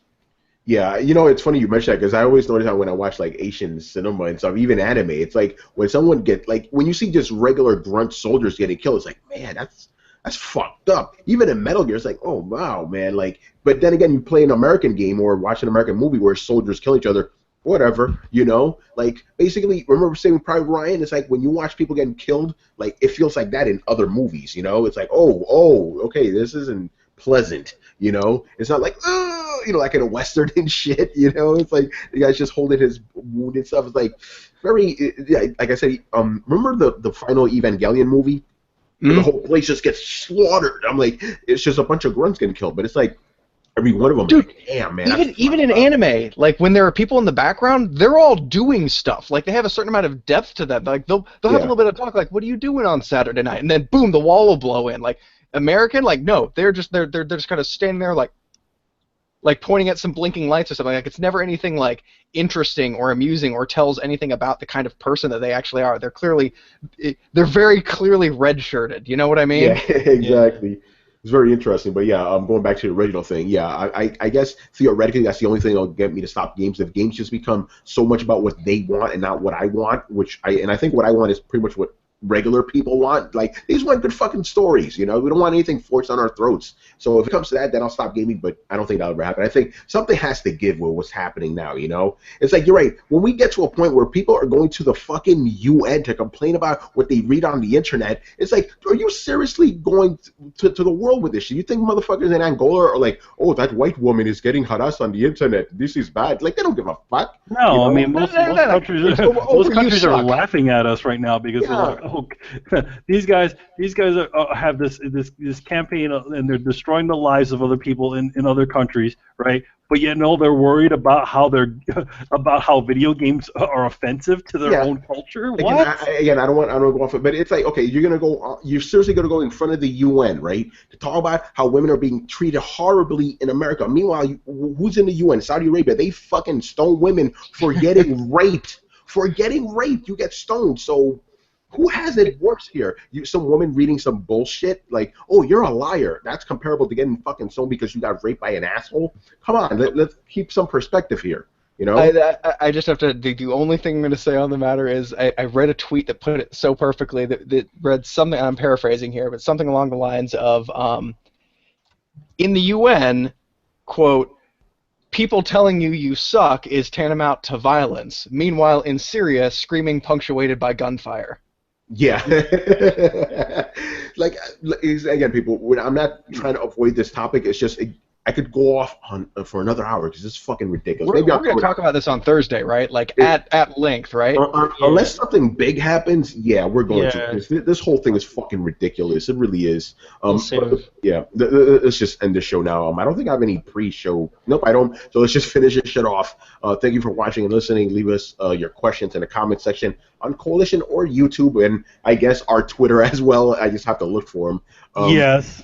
Because Rachel asked was on Twitter, and I totally didn't see it because I'm used so programmed to just. Yo, man, you gotta look everywhere, man. Yeah. All right. So yeah, make sure to follow the Coalition at thecoalition.com. Subscribe to Throwdown on SoundCloud, iTunes, and YouTube. Don't forget to follow us on Facebook and on Twitter at Throwdown Show. Links are available in the description below. Once again, I was yours, Tony Polanco, joined by Emilio Lopez. Later, guys, and I'm glad that you enjoyed last week's show. Yes. Chris Seeley. Hey, take care, everybody. And Brett Murdoch. Stormpool. Nice. Nice. There you go. All right, guys. Later. Peace. Deuces.